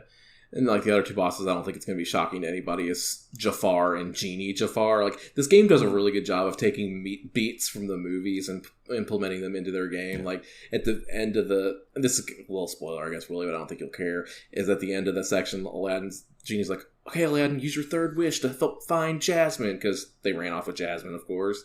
And Aladdin's like, okay, Genie, I wish for you to be free. Yeah. And at that point, Genie actually becomes a summon for you. Yeah. Oh, sick! His job is to come with you to help you find Jasmine, so he becomes a summon. Yeah. Yeah, so it does really cool stuff like that. Aren't summons in Kingdom Hearts like little crystals you carry around, though? That doesn't sound like you got all that free. So that one you get for free. There are crystals that you take them to the fairy godmother in Merlin's hut, and she'll turn them into actual summonable spells for you. Yeah. Oh, okay. Cool. Yeah. Man, if my internet wasn't being weird, like right now, I would pull it up. Oh, I can do it on my phone. The list of the summons. But continue. Yeah. And so, yeah, that's pretty much all of Aladdin's world. But then I think this next part, you get to choose between 2 other worlds you can go to after that, one or the other. And it doesn't matter which one you pick because you get in your gummy ship, you go through the gummy ship mission, and all of a sudden, halfway through the gummy ship, Monstro the whale pops up and eats you. Now, this is kind of off topic, but was also seriously on topic and also mind-blowing. The world is very small. So in order to try to avoid spoiling what was going to happen for Willie at the time in the chat, I wrote to Nate, I think I know what part you're at. Does it have anything to do with Gorgira? Or Gorgira song or something? My intention was thinking of flying whales. which is the name of a really popular Gojira song. And apparently, do you want to pick it up here? Like where? Yeah, so I was trying, because I was still in Agrabah, because Dalton thought that I was past it or whatever, and so I was like trying to come up with like, is there a way for me to tie Agrabah to Gojira? And I ended up finding this thing, which was honestly a Facebook post from a con, where this Japanese guy was there, who apparently did work on the Gojira movies, and was also the Japanese voice for Jafar In the Kingdom Hearts game. in the Kingdom Hearts game. I'm like, yeah, Dalton, I don't know how the fuck you ever thought I would get there from here, but yeah. So like I said, I'm thinking flying whales. And when Nate goes, Jesus, that's a deep cut, I was thinking to myself, well, he probably just doesn't listen to Gojira much. Not realizing that he had gone down this fucking rabbit hole and found this connection that was there that I had no idea about. He wasn't even thinking of the band. That's Yeah. amazing. I was You thinking of guys just Godzilla. You're going completely different But directions. yet we both got there. And like in different ways, but we both got there. Kinda. I was thinking about Monstro, he was thinking about Agrabah. But still, the fact that you found that link, wow. I mean, I know, and I said that to you, you were like, holy shit, dude. And you could see why I was so goddamn confused and like thought you were an insane person for a few minutes. oh, absolutely. It's like, how did you know that? Why do you have that information in your fucking head, sir? But yeah, so Monstros, I think this is really the coming out point for Riku, because I think you'd seen him a couple more times, but he really comes out as kind of a villain here, where he's like taking on that darkness role, because he's like the yin to Sora's yang, or however that works. So like he kidnaps Pinocchio essentially, and you have to go help free Pinocchio and get him back to Geppetto, because Geppetto and Pinocchio are inside of Monstro too. Yep, just chilling. Yeah, so you have to fight through a bunch of Heartless, and this is kind of a mazy area. Pull up a guide when you go through it, Willie, just to save yourself some headache, because it's not fun. Yeah, it is another. You thought Deep Jungle looked the same, sir. Yeah. Wait, let me tell you. This was my least favorite level, second least favorite level on the PS2, because muddy CRT resolution in Monstro, it was so easy to get lost. Yeah, I can see that for sure. But yeah, you have another boss fight there that's more like rescuing Pinocchio from Riku's captivity. Yeah, something like that. And then you finally get out of there and you can go on to the next world. But the funny thing, you get jump scared by Monstro while in your gummy ship. I thought was a pretty funny use of the gummy ship. And the one point that I thought the gummy ship was worth it. Yeah. Yeah, and he kind of just comes out of nowhere, and you're just like, what in the fuck? Yeah. So then you get out, then you can go to one of two other worlds. One of them was... I love both of these properties a lot. The two choices here. Like, they're two of my favorite Disney properties, period. But did you love both the worlds? I Huh? said, did But you I did love not both love the both worlds? worlds, no. So one of the choices here is Atlantica, which is Yay. like the one you'd probably pick first because it's the lower Heartless scale level, which is the Little Mermaid. Oh, okay. Yeah. Which is it's kind of fun. Like, I liked it because like you have a new mechanic, and something different here happens that I think it's the first time it happens in this game. Your characters change form, so Sora becomes a mermaid. Merman. Merman dad. Exactly. Donald, I think Donald was a seahorse, is that right? But No, Donald had the octopus legs. Oh, you're right, he was an octopus. But my favorite was Goofy's a little sea turtle. Aw. Goofy's It's so fucking fucking adorable, cute. yeah. It was like his shell is his shield. And you meet up with Ariel and do this trident stuff, and then I think you know who the boss here is going to be. Yeah, a giant shark. Who'd have thought? It's Monstro again. It's Monstro again. Yeah. Yo, I meant when you asked me about farming experience, Nate, not that it matters now, but I meant to tell you that shark, you can farm that shark because he'll keep showing up and he's good experience. But yeah, you got to fight Ursula. Fair enough. And from all intents that I've seen online, the second Ursula fight, where she's big Ursula, most people Ursula. hate that. they think I got through it pretty easy. I fucked her up, bro. I went in there swinging hard. It's like you said, Willie. People have bad opinions on how hard the bosses in this game are. I will say that is the other most confusing designed level in the game. So feel free to use a guide for it as well, because it's kind of a mess. Yeah, I know that going into, like, when you were trying to tell me, hey, just get to Traverse Town, what you were really trying to tell me is, I promise the opening area isn't that long, but it is as bad as you think it is. Get past it so we can play the video game. Yeah. But now that we're in, like, spoiler okay-ish territory, I'm like, yeah, just let me know in advance if a world's going to be a pain in the ass, so I'll know. A little bit of a pain in the ass. I think it's fun, because, like, it's a new mechanic. Like, you're not just walking and running around, you're swimming, and you have to have swimming mechanics. Well, I thought that navigating Agrabah was a pain in the ass, but it was also fun because hopping from rooftop to rooftop felt like something from Aladdin, and it also reminded me in a way of the Aladdin 16-bit platformer games. Yeah, for sure. And like how the Heartless are dressed up like the area they're in, too. Oh, they really came into their own in Agrabah with all the, like, scimitars and, like, turbans and stuff. Yeah, and they're all, most of them are fish. There's some, like, little spearman-looking guys in the underwater area. Yeah. The thing that I'm surprised about is that you could cast thunder underwater and everything didn't just immediately die. Fair. Not something you can get away with in Quake. But and then once you leave there, you can go to the next one, which was by far mine and Dalton's favorite world. Quickly, I did want to tell, like what I was telling you in our chat. Atlantica was my least favorite fucking level on the original game by far, because again, muddy CRT screen, real hard to see, wasn't brightly lit. You know, like new screens now you have your brightness you can turn up and stuff. You didn't have that shit back then. So it was just this dark underwater thing where you had to like scale the walls to kind of see the trident to figure out where to go. And it was a mess. Made it much better in the HD remake. Much better. Yeah. You could really see where the tridents were pointing you. There was the one part where you're trying to get the big Ursula, which I don't know how you were going to find out if you didn't know where it was. That I'm glad that I had a guide open at that point just to find it. Yeah. Oh yeah, you got to find the right dolphin. How the fuck would I have known that? Yeah, it took me forever when I was a kid, bro. Forever. Man, I don't know why, but you talking about swimming around and finding Ursula and stuff really just put me in this big nostalgia of running the Little Mermaid NES game as a kid and being absolutely delighted that it was actually just kind of a fun shoot 'em up game almost. Yeah, it's a good video game. That's one of those underrated NES games for sure.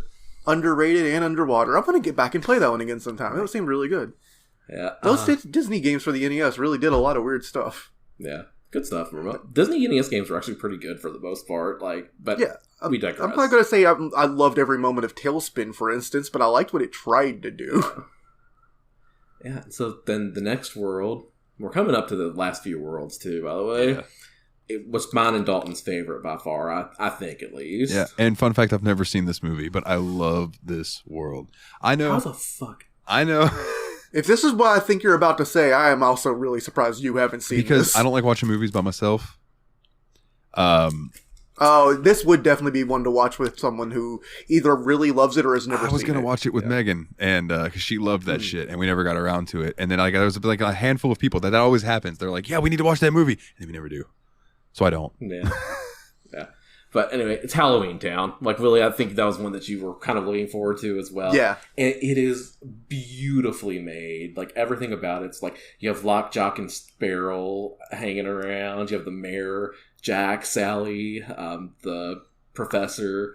Like, just everybody that you would want to be there is there. And, like, and it's so funny because the scene when you get there, you see, like, all these Heartless around, and you're, like, ready to go in there and start swinging. But they're just chilling and vibing in Halloween Town. They're not even trying to fight you when you first get there.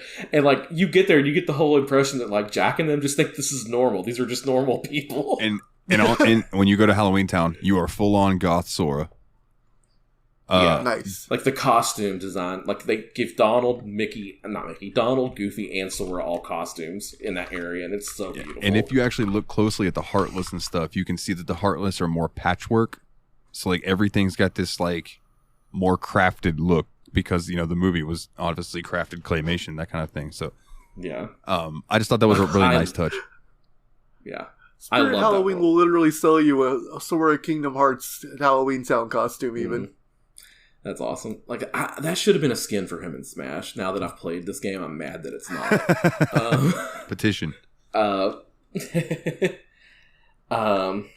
And then the other thing about that, like Zero's there because I love Zero so much. Zero's one of my favorite designed characters of all time.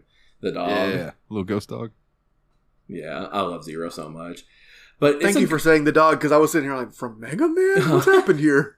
Yeah, so like I think this world was pretty well designed. It wasn't too confusing, and like you got to interact with everybody a lot. The problem with this world is the boss fight sucks. Canonically, I can understand why, because they wanted to make it look like that scene from Nightmare Before Christmas where you're underground and he's got Santa Claus on doing that whole scene with Santa Claus. But God, it just made for a kind of annoying fight. Yeah, it's very much a like, if you know what to do, it's stupid easy as long as you don't get hit with the dumbass dice he's throwing at you. Now, Dalton, before we get into the second part, I don't want to talk about the second phase of the Oogie Boogie fight. I just want Willie to see it. Yeah, that's totally cool with me. That's totally cool with me. Okay, I promise I am not done with this game. I feel like we're giving a lot of mixed bag impressions of it, but I think it's kind of obvious that we're enthusiastic right now. It's like, I'm not even, I loved it, and I don't want to tell Willie about it, because I want him to be like, what the fuck is happening here? Like I was when I saw it. Absolutely. And then you open up one of the last worlds after you beat Halloween Town, which I really liked this world, even though I don't like the hero from this world at all. Neverland is next. Yeah. The actual I hate Peter Pan's Pan. weird. I fucking hate Peter Pan. Peter Pan is a piece of shit. I hate him. But Captain Hook's an amazing villain. But I fucking hate Peter Pan. Yeah. If you do think about Peter Pan too hard, he's kind of a creep and very fucking weird, bro. Yeah, at very best, he's guilty of extreme child endangerment. Yeah, I hate Peter Pan. I really do. I don't know why. I can't really explain it, but I get horrible vibes from Peter Pan. Here's the thing about Peter Pan is he is eternally a child, which means he's probably like way older than all the kids he's bringing in there too. He knows what he's doing because he has the experience, but man, I don't know, that the dude who abducts children, I'm kind of on Captain Hook's side, guys. I'm kind of on Hook's side. Captain Hook just wants revenge and treasure and stuff. I understand that. Those are normal things everyone wants. There's lore too that the boys that grew up are the crew for Hook. Like, are the ones that, don't fit the mold for Peter Pan anymore. Everybody grows up by him. Yeah. Fucking creepy. But anyway, I thought that world was fine, and it kind of like caps off the main Disney, and you fight Captain Hook at the end, and I liked him. I like Captain Hook fight. You get a cool mechanic in this one where Peter does teach you how to fly, so you do have flying mechanics in that final, like that boss fight. Yeah, and then you get glide ability, which is cool. I really hope it feels kind of Nights into Dreams-ish. It's not bad. Yeah, it's not bad. Kind of think of it, Nights into Dreams is kind of a Peter Pan-ish thing too. It is, but less creepy. I just never thought about it before. I mean, Knights is kind of a creepy looking figure too, but it's so ethereal and strange that it doesn't come off like Peter Pan was, I'm just a little boy. Yeah. Like that joke about John Mulaney chasing a woman down by a train. And then from there, you kind of get into like where it starts changing into a weird JRPG kind of situation. Before we get to that, can I say one thing that you mentioned Hook and stuff? Yeah. I want to say, having all these villains and princesses and stuff in proximity to each other, it's actually kind of interesting how much each of their individual personalities shine through. Because you get the impression that Disney villains are all kind of different. They aren't all motivated by the same thing. Mm-hmm. They don't all have the exact same techniques and tactics. And the way they don't get along in a lot of ways is really fun too. It really does give you a sense that these characters were more deeply written than you. Like, it's really easy to imagine these kind of stories being written by the book or whatever, but I kind of got a newfound appreciation for the depth of character and even simpler characters. Yeah. Like, you would never expect Jasmine and Alice to do the same thing now, you know? Yeah. But, yeah, like I said, this next section does, like, get more JRPG. It's when you first really start getting into Riku being, like, a main villain. And Riku... Okay, so you get into the Hollow Bastion, which is, like, the original Kingdom Hearts area, which I think is very confusing, but also very cool. I think it's designed to be confusing, and it works in its situation better than it does in like Atlantica. When I was younger, I thought that was Beast Castle. And it Uh, always confused me when the Squall, Leon, excuse me, was like, this was originally our home world. This was, whatever. And you're like, I'm like, wait a minute, you didn't live at Beast Castle. What the fuck are you talking? I was actually going to ask if it kind of resembled Ultimecia's castle in any way. Because that was also a deliberately confusing character. Not on the zone inside. Final Fantasy game. yeah. Not on the inside? Okay. Yeah. Just wondering. But, like, I was going to forget to bring up Beast shows up here, because Beast is apparently the only character whose world was destroyed that was like, no, fuck this, I'm not staying here, I'm finding Belle. And he ends up at Hollow Bastion looking for Belle. Riku's like, how'd you get here? Or whatever. And Beast is like, where's Belle? Beast wasn't having it. Dude, and he's crucial to you because there's a plot point that's going to affect combat for a little bit. Yeah. Twice in this world. Yeah. But yeah.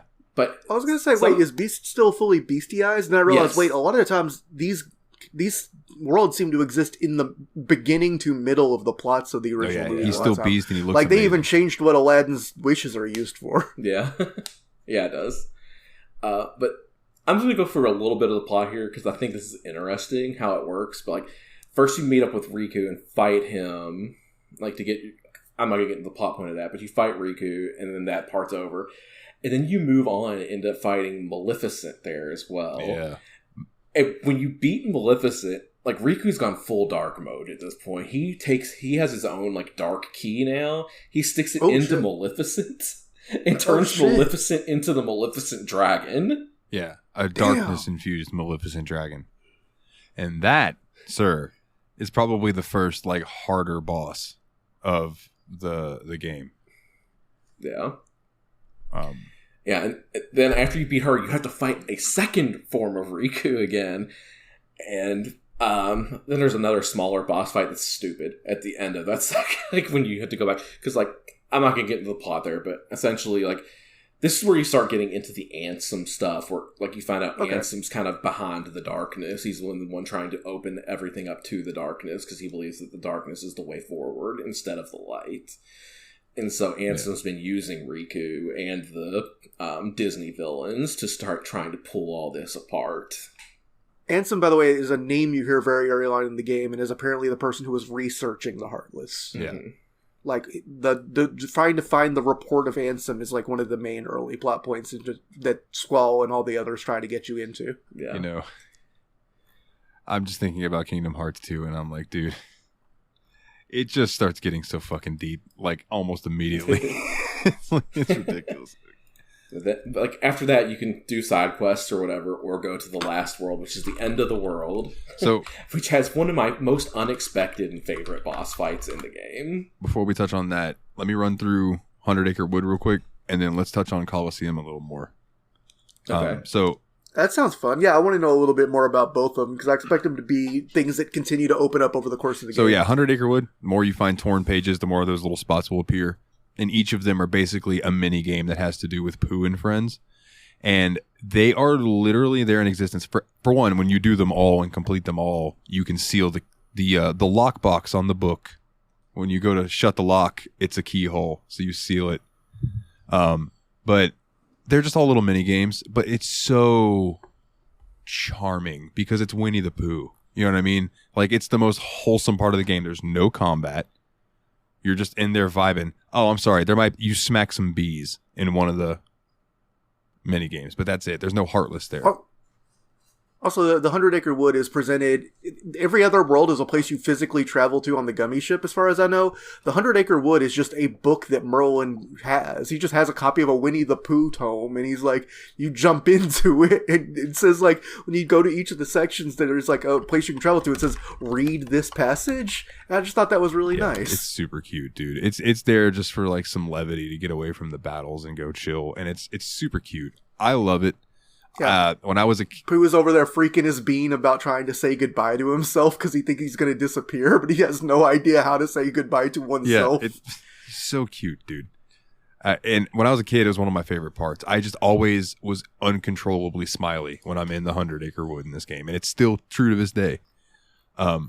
like I've said, the game has so much Disney magic and stuff, but the fact that the music when you're going around is like just a remix of that, like Winnie the Pooh, Winnie the Pooh music, just really brought me some big old smiles. Yeah, absolutely. Because there's just something that's just so guilelessly pure yet wickedly funny about the universe of Winnie the Pooh. Yeah. You know?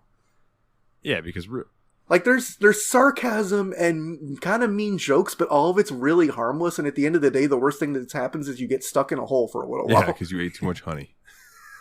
Yeah. And then the Colosseum. So like once you end up unlocking that, you kind of start getting the cups, and I think it goes Phil Cup, Hurt Cup, and then Hades Cup. Mm-hmm. And then question mark. Yeah. Okay. So, the first Phil Cup is the first one that you can do, and then you go and you beat a couple more worlds. Then when you go to travel, Chippendale, who are also in the game, they're your gummy navigators, show up and they're like, "Hey, there's a new cup open at the Coliseum. You should go check it out." Or excuse me, a new tournament. So then you go and you can do the Hurt Cup, and then you end up culminating that one. You end up fighting Hercules. And I won't go into details of the mechanics. I'm going to let you figure that out for yourself, but you have to beat Hercules. Oh, that was pretty easy, honestly. At some point, you have to fight Cerberus.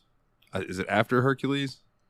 When Hades is... I didn't get... Oh, you didn't... It must have been during the Hades Cup, because I had stopped after the Hercules Cup. So, like, I did the first two cups. Okay. There was a test fight against Cerberus in the beginning of the plot of Colosseum. Oh, that might have been Is that what you're talking when about? Hades brought it. That's what it is. Okay. Yeah, after you beat Cloud, he basically turns Cerberus loose on everyone. Hercules shows up and saves the day, but then you go back in to help Herc. I'm glad you mentioned Cloud. Yeah, you do. You beat Cloud's ass, which felt good. I mean, to be fair, he seems to have peace-bound his Buster Sword. It's just kind of dinking against He's also you. dressed like Vincent. Did you notice that? I didn't, but now that you say that, it does seem more like what he's dressed like, yeah. I did notice he was dressed really goth, but I didn't pick up that it was Vincent. Apparently, originally, that was supposed to be Vincent, but then like some story changes and stuff happened, and they were like, all right, let's make it Cloud. People will recognize him more. Fair. Maybe Dirge of Cerberus didn't do so well or something. I don't know. But Wait, Dirge of Cerberus? That makes so much sense now that you've said that. Literally, Cerberus attacks him. If it had been Vincent, that would have been like a reference to the game Dirge of Cerberus. But I think because that game tanked, they were probably like, let's Yeah. go with Cloud. Cloud sells. Yeah. Yeah, he does. But who's buying? Literally everyone. Yep. uh, I just wanted to try and make Nathan laugh with a Megadeth joke. He didn't bite because he was I busy. saw it coming. Damn it! so the Hades Cup is long, and you go through, and you have to fight. And full of At terrorists. one point, you have to fight Squall and Cloud at the same time. Jeez. And let me tell you, those two teaming up, whoo, it's a rough fight, right? And then you end up having to fight Hades at the very end. And by the way, one of my favorite Disney villains of all time, James Oh, yeah, Woods. absolutely. Mhm. You might be a crazy fucker, but like, God, you are good at voice acting. I'm glad they brought the real guy in for this one. This is one of the, best ones. Like, that and Gilbert Gottfried's Iago. So, yes. No, like, I don't think that they could do it. Well, I'm sure that they've done like some straight to VHS Aladdins that I haven't seen where Iago wasn't Gilbert Gottfried, but I'm pretty sure that he was in all the movies. It was just they replaced Robin Williams for the second one. oh yeah, Robin Williams is not Genie in this game either, as far as I remember. No, Yeah. it's not. Yeah, it's because I don't know who Zelda it is, wasn't if in the it's game. the guy that was in Aladdin 2 or if it was someone else. But So the question marks. I'm going to talk about the two that aren't the one that I want to cover most. So like the one is an ice giant the Ice Titan from Hercules. Nice. The only fight that I couldn't beat. My magic isn't high enough, and I was not good at using guard at the right time to hit the ice shards back at him to do damage and stuff, so it just wasn't good. The other fight was the Rock Titan, and that was fun. It was like Cave of Wonders on steroids. All right. cool. I'm down. Like I said, I really enjoyed the Cave of Wonders fight. So we happened to mention earlier that Cloud, just in passing, is like, I'm looking for somebody. So the other question mark that you click on it, and it is Sora. Just Sora. Standing there in the Coliseum. And all of a sudden, superhero pose drop. Boom! And this music's playing. And like you can see, and he stands up, and you see the long fucking white hair and that get up, and the one wing just comes out, and you're like, oh shit. And then there's Sephiroth standing in front of you, and you have to fight him. And I did beat him. It's the second time I've ever beaten him. Nice. It took me, I don't remember the exact number. It was over 20 tries. He has a health bar that doesn't start to go down. He has so much health the game doesn't register it. So like you have to wail on him for like 10 minutes before his fucking health bar starts slowly knocking down. And you are relying solely on curing yourself and the limited amount of items that you have. So you're going to want to do this later in the game when you have more item slots open and when you have way more MP. You know what I mean? Yeah. Probably would have been easier if I'd have grinded up the max level and then tried it. But I beat him at level 70 something. And yeah, I will never attempt it again. I did it as a kid. I did it as an adult. I did it as a kid with a Game Shark. I did it as an adult with no cheats. And I'm proud of myself. Wow. I didn't cheat. Good job. And, dude, it would have been so much easier to cheat. It would have been so much easier to have infinite health and go in there and whoop his ass. But, yeah, very satisfying. And then, another fun fact for you. After you beat him, there is a cutscene of Cloud walking in and confronting Sephiroth. They then have a fight that you get to watch a bit of. That scene, rendered in 3D, inspired Advent Children. Wow. That makes sense. And I was like, what? And they're like, yeah. Like apparently when they were doing that, I guess Tetsuya Nomura, whoever it was that it was the guy who helped Advent Children, was like, I want to make this fight longer and more epic. And that just blossomed into Final Fantasy VII Advent Children. Nice. So I thought it was cool. So yeah, that's it. And then that's basically the Coliseum. You get the Olympia key. You get the Yellow Trinity from there. We didn't even touch on Trinities. There's a bunch of these little things around called there's Trinities. Some mechanics we can't. Yeah. The last thing that I wanted to bring up about the game, period, because I don't even want to talk about the end of the world. I just want to say there's one boss you fight before you can get to the actual end of the world that took me completely by surprise, that I was really stoked about seeing. And that was Chernobog, like the demon from Fantasia.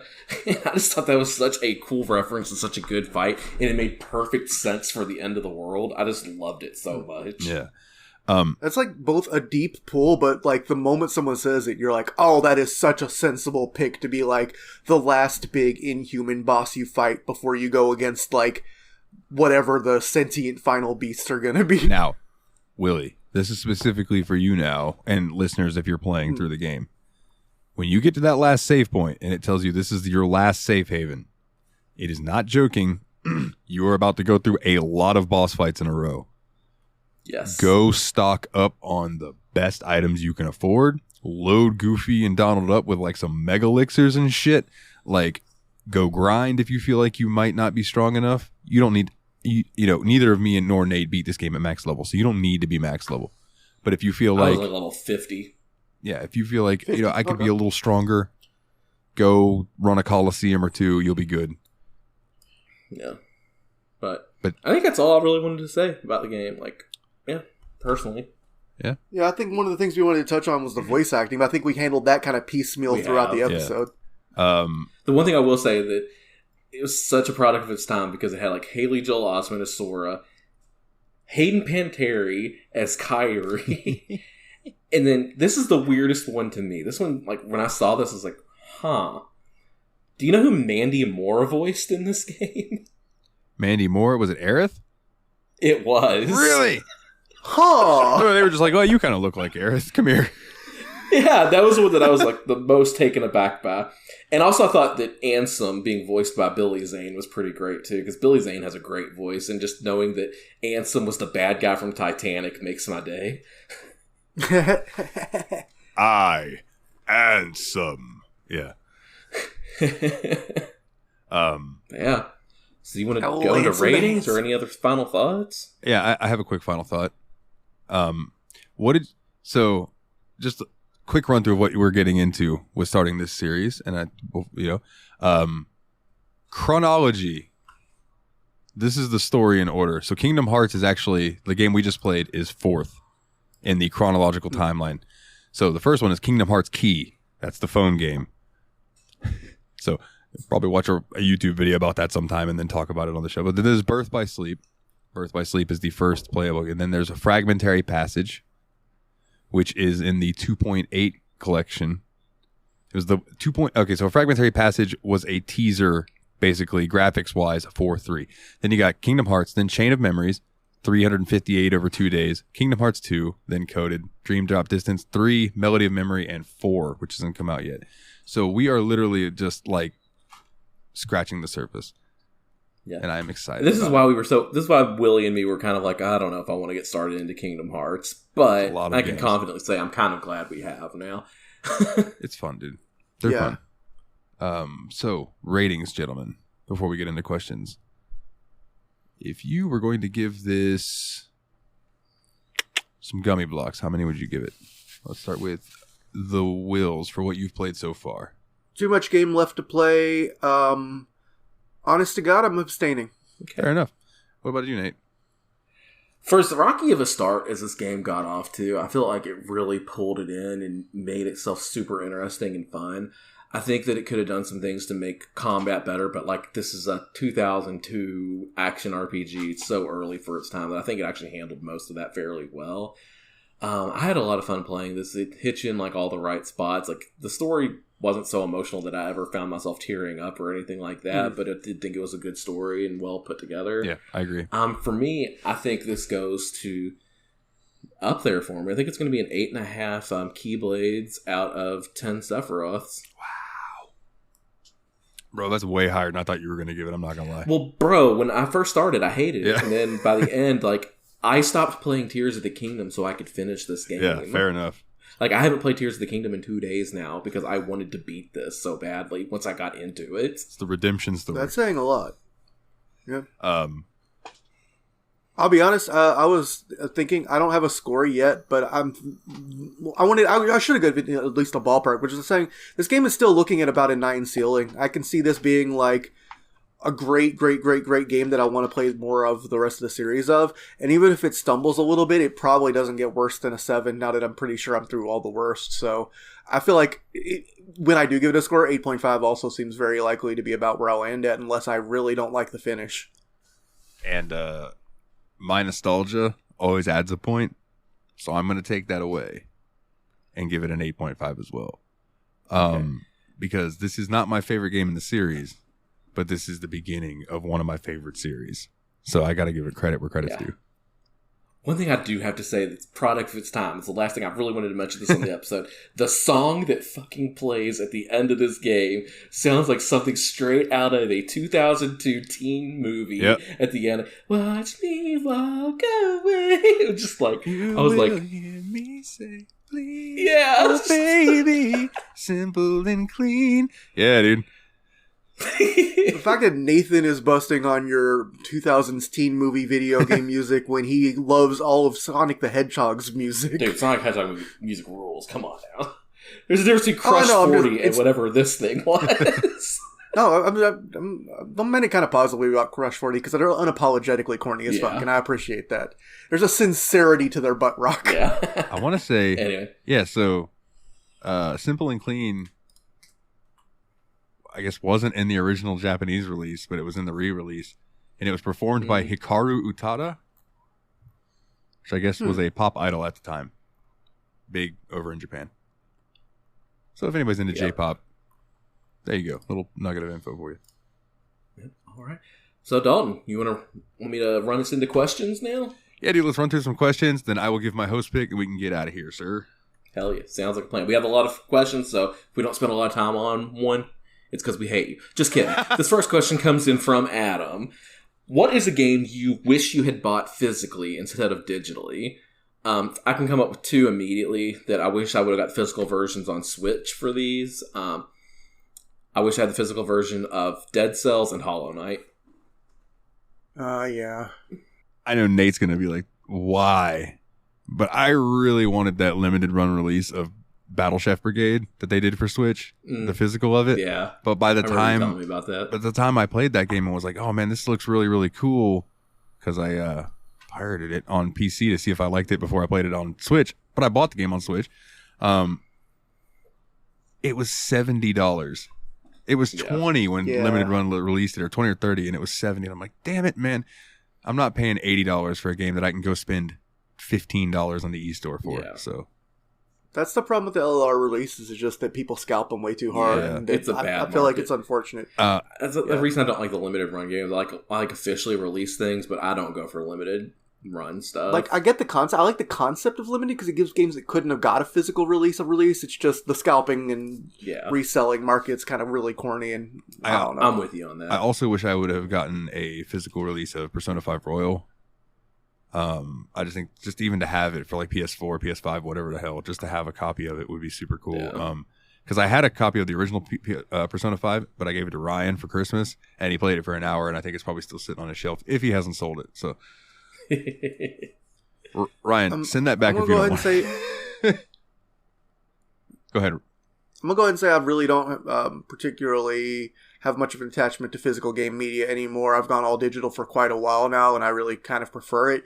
If I were to get something physical, what I'd really like would be just to have kind of memorabilia of some of my favorite games. Like, I could see myself having a little boomer shooter collection of, like, I don't know, statues, recreated guns and stuff of the monsters and weapons and stuff from, like, Doom, Wolfenstein, Quake.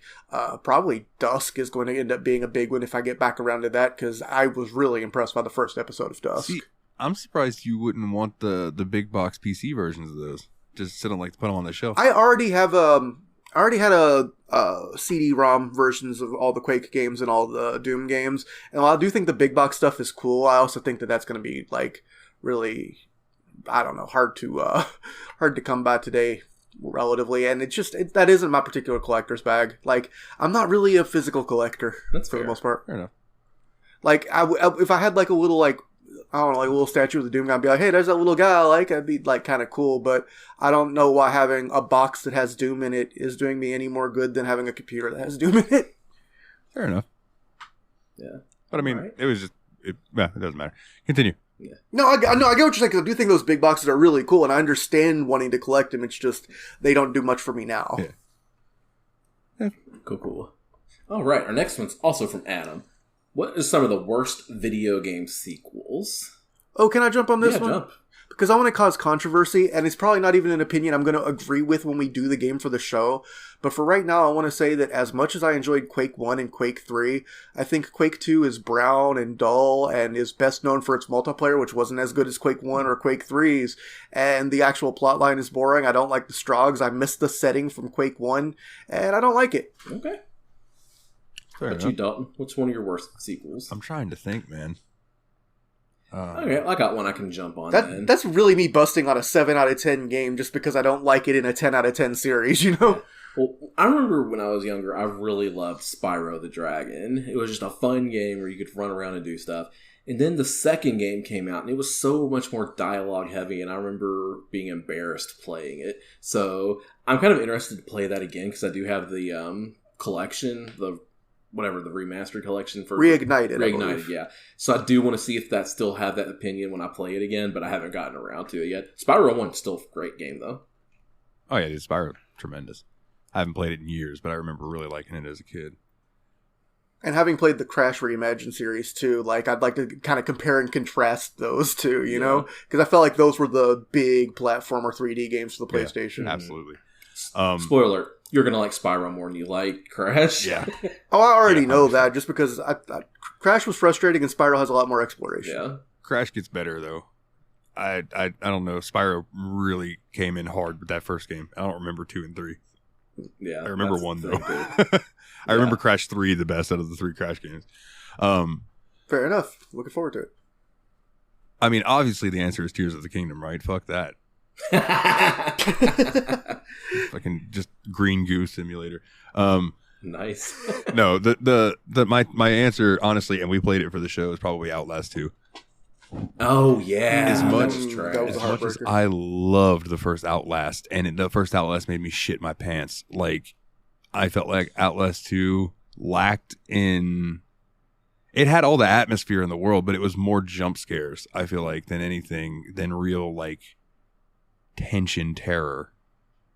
Like, the first game was just, there were moments where, like, you had to remember to breathe when you were playing it. They're like, okay, the enemies cannot hear me actually breathing. I can breathe while I'm sitting here. Like, pause the game, chill for a second, get your wits about you. And I thought Outlast 2 was going to be more of that with religious cults, and I love that kind of shit, and it just wasn't. Yeah, I feel you. All right, this next one's from Adam.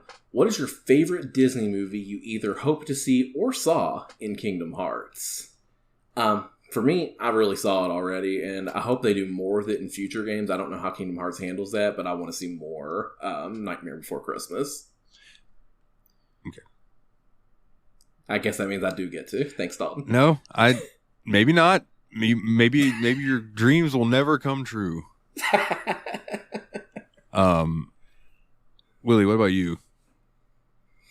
To be honest, I was slightly sad that The Lion King seems to have been relegated to a summon thing in this game. So, kind of hoping we get to jump in there and visit Pride Rocket sometime. Okay. Because I mean, I was really stoked about Aladdin. That's the thing. We got our Aladdin. Yeah.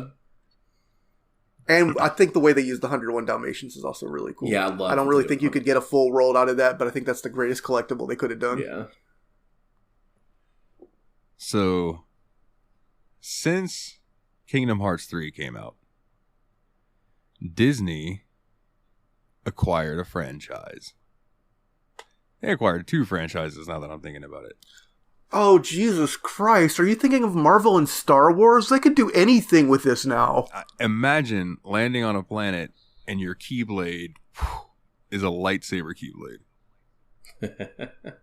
This almost sounds too much, but on the other hand, too much is never enough in the crossover market. Think these about days. how Star Wars-y Final Fantasy 12 is.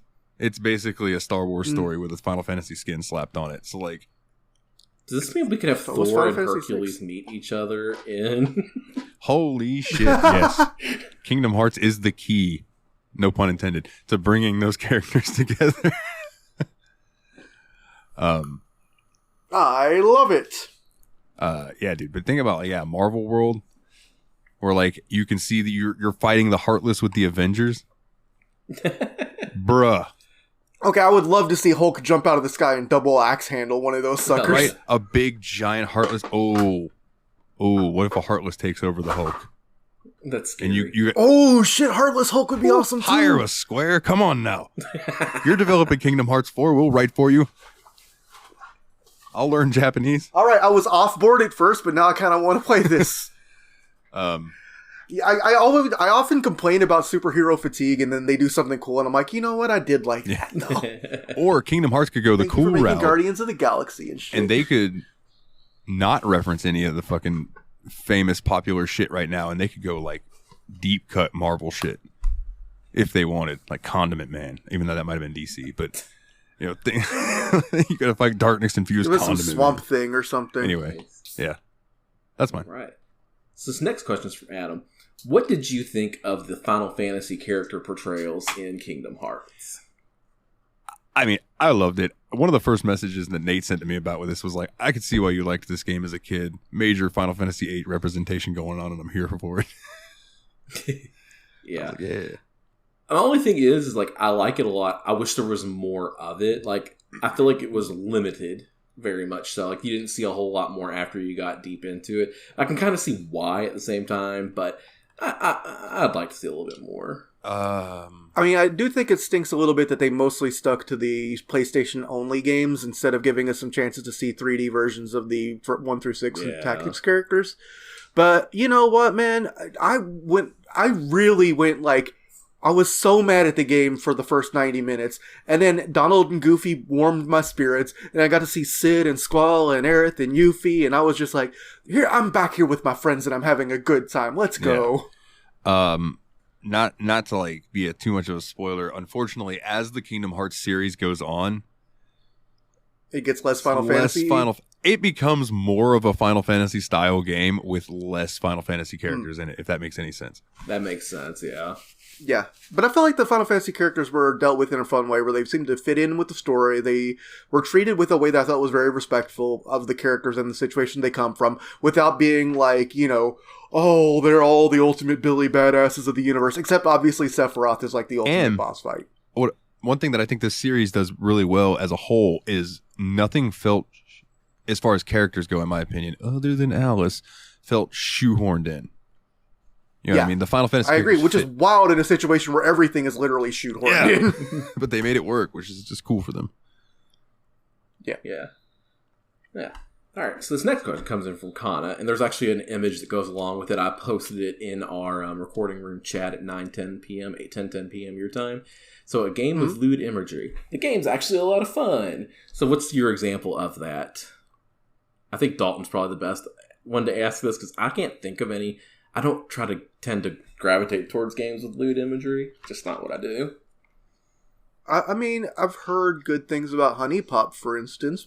Again, this isn't really my bag. I kind of keep these two things separate for me, you know? Yeah. It's not me being prudish so much as just saying, like, I would rather have a really good video game or, like, really good erotica, you know? Yeah. Yeah. I don't think that's unfair to say. I don't think it is either. Okay, so I have a couple answers. Do it. But there are games with a lot of fan service. I mean, even like just characters jumping up and down and showing their thighs and stuff in fighting games, you know? And if you're going to go down that route, I guess Chun-Li does hit that for me. Or Dead or Alive as a whole. Dead or Alive may cross over so much into that zone that it no longer is as functional as a fighting game. I mean, they turned it into the awful volleyball game, and then they took the volleyball itself out of that series. Yeah, and just made it about them in swimsuits. They made Dead or Alive Extreme without volleyball in it. That's ridiculous. I'm gonna have to find that and emulate it. Yeah. Oh, absolutely. Let me know. I'd love to know what it actually does do. You mentioned Honey Pop. That game is way more fun than it has any right to be. That's what I've heard. I've heard it's a really good puzzler, and it's a really fun, like, visual novel too. It is, and like the nudity in it is tastefully drawn for the most part. Like it's nothing overly grotesque is not the word that I want to use, but that's the word that came to mind. It's just explicit. It's not overly explicit. Like they're naked, but they're not like getting pounded or anything. Another example. Unless you download this file, $98. Just kidding. Another example I can think of is like Senran Kagura, which is like an action game, and when you're doing really well, your clothes explode off. And there's just like jiggle physics and things like that. And it's a fantastically fun game, though. Like run around, hack and slash enemies, and it's really fun, like a warrior style game, but your character's titties jiggle. Okay. And then there's this game that I play. I'm looking at it right now. I got 14.3 hours into it so far. It's called Monster Monpiece, and it is like you collect monster girls, and you set them up in like this RPG kind of team battle thing where it's almost like a game board of sorts, and you put your people down, and then they try to walk forward, and you have to defeat the other people's team and then make it to their other side and then attack them. So it's almost like chess in a way. But the lewd part of it. Sorry, I'm just thinking about the fact that people refer to the later Fire Emblem games as, quote, chess you get horny for. Yeah, it's not wrong. Fire Emblem Three Houses was chess with Persona elements. But the lewd part in Monster Monpiece is like to raise your affinity with your girls that you have. There's this like mini game that's in a lot of games like this. I think it's a game a mini game like it in Galgun, which is another game that's fun. It's a rail shooter, but there's titties. You click around on their bodies, like they'll be laying there and in clothing and stuff, and you click around on their bodies to find the zones that please them, quote unquote, and you're trying to raise their pleasure meter, and they're doing their whole like as you're poking around on them and stuff, and then they don't get completely naked unless there's a mod that I don't know about, but they get very scantily clad once you hit them to their pleasure zone, and then you get it like raises their affinity towards you, which I guess helps you in battle and stuff. So yeah, those are, check them out. Monster Mon Piece. It's not super expensive on Steam. It's fun, and the battles are actually entertaining and strategic. Like you actually have to use some strategy too. It was impressive. All right, next question. Yeah, sorry. Let me get back into No, the you're window. Fine. I saw that somebody else added another question, so. All right, our next one is from Adam. This one's specifically for you, Dalton. Have you ever been on an airboat, and do they have those trucks that have the corkscrew wheels, or is it not swampy enough where you live? Okay, so I've seen airboats. I've never been on one. I think they're obnoxiously loud. And they're very disruptive. Like, so people take airboats through the Everglades and shit, like a big, loud machine just blasting over the water isn't going to fuck with the ecosystem at all. They also run over land, which I find unnerving for some reason. The corkscrew wheel things, I didn't know what the fuck you were talking about until I saw a reference posted to it. No, I've never seen some shit like that. That looks like some military shit that I don't have the clearance to know about. Cool.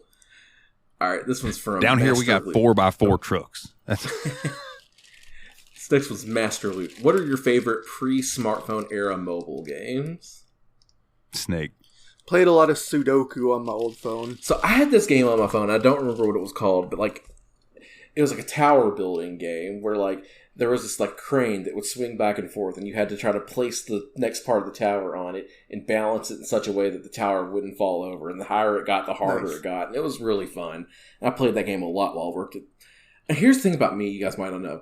I was a very late adopter to smartphones. So I had this phone while I was working an office job in 2012, playing this non-smartphone game while I was not entering things into spreadsheets. I think me and Nate both got smartphones when we were working at the same place in about 2013. Yeah. I think we both were just like, let's just get iPhone 4s. It's over. Yeah. Would you guys also like a Sprite Zero, Mr. Cornets? Like, what the fuck? You're late enough. I don't know, man. It just was. I don't know. I've never gone back, and now I have like up to date, like almost current iPhones every time. But I mean, like I said, I'm kind of boring. I really liked Snake, so I would always play Snake. I do have a shout out though. Early smartphones. There were two apps in particular by the same company. This company went defunct, so both these apps are no longer available. I did find APKs of them, but because they were like service games, I can't play them anymore. But one was called Hellfire the Summoning. And it was a card builder deck. Like, you would build your cards and stuff. But the way you attacked enemies is they would show up on your screen, and you had a ball. That was a ball of energy represented by the 3 cards that you had on that particular one. And then you had like 4 or 5 different ones. And you would throw them at the enemies. Different, wind would do more damage to this. And then fire would do more damage to this. And like things like that. And then you want to try it. It was fucking fantastic. And then they had another game called Blood Brothers, which was basically just like a tile-based movement thing, but then you would go into like little RPG battles and you would collect heroes and stuff. And this was back before gacha. This was back before purchases and shit like that. This was just a game that you could play, and there were ads that you could watch, and it was tremendous. It was back before they realized that there were billions of dollars to be made in the mobile gaming industry. So that's probably why this company went defunct. But these games were tremendous, and I wish that they would bring them back somehow, because I think that on the newer technology, that Hellfire the Summoning specifically would get really popular. Fuck Raid Shadow Legends. All right. So yeah, this next question comes in from Kana, where she sent another image in if you want to scroll up and see it. Coke question, not for me. It's not for me. It says, you're a kid again, and you got a quarter. What are you picking? Your options are Diet Coke, Coca-Cola Classic, Mountain Dew, 7-Up, Pepsi, Sunkist, Dr. Pepper, or Diet Pepsi? I'm going to go for the Diet Coke first. If that's not available, I'll hit the Dr. Pepper. Otherwise, I'm literally hitting the buttons in the order they're presented. Nice. As a kid, No, as a kid, I would have taken the Coke Classic first, actually. As a kid, I probably would have been torn between Dr. Pepper and 7-Up. I've always been a Dr. Pepper boy. Like, give me my Dr. Pepper. I'm a little bit old now and I drink the diet, but I've always got a Dr. Pepper. Same. I want that carbonated cough I medicine. do enjoy a Donkey Peppy. Yes. It's delicious. Yes. All right. Your next question is from Master Luke. Which controversial opinion of yours could lead to your arrest by the gaming community police? Final Fantasy VI isn't that good. Oh, damn. It's all right. Shots fired. I just don't have the nostalgia for it, so. I feel you. I think it's the weaker of the SNES Final Fantasies, to be honest. I was actually talking to Willie about this the other day, and he's like, I can never tell if these are your real opinions or if you're just saying things to be controversial. But this is a genuine opinion I have. What were the first two 3D Mario games? That was Mario 64 and Super Mario Sunshine, right? Yeah, I believe I so. would rather play the character who had a rocky transition into 3D games, first two 3D games in the Mario games. I would rather play Sonic Adventure 1 and Sonic Adventure 2 than Mario 64 and Mario Sunshine. Hands down, any day of the week. Fair enough. I mean, I can't argue. I like Sunshine. I don't have any nostalgia for 64, though. So I hate. I never played Sunshine growing up. I tried it recently as an adult, and I thought it was complete trash. Oh, see, I haven't played it since I grew up. So I might agree with you. I've played Mario 64 since I grew up, and I think it's okay. I see why it's important. It was revolutionary and why it was good for the time, and it was. And it was the first of the 3D platformers that really came out. But I just think the Sonic games were more fun and have better stories. Now, you streamed Mario 64, didn't you? I did. I thought so. I know I have more. Go ahead. Okay, Will. here's my controversial opinion then. The Nintendo 64 controller wasn't that bad, and anyone who says, whoa, I have to have 3 hands to play this, probably thinks you need 88 fingers to play a piano.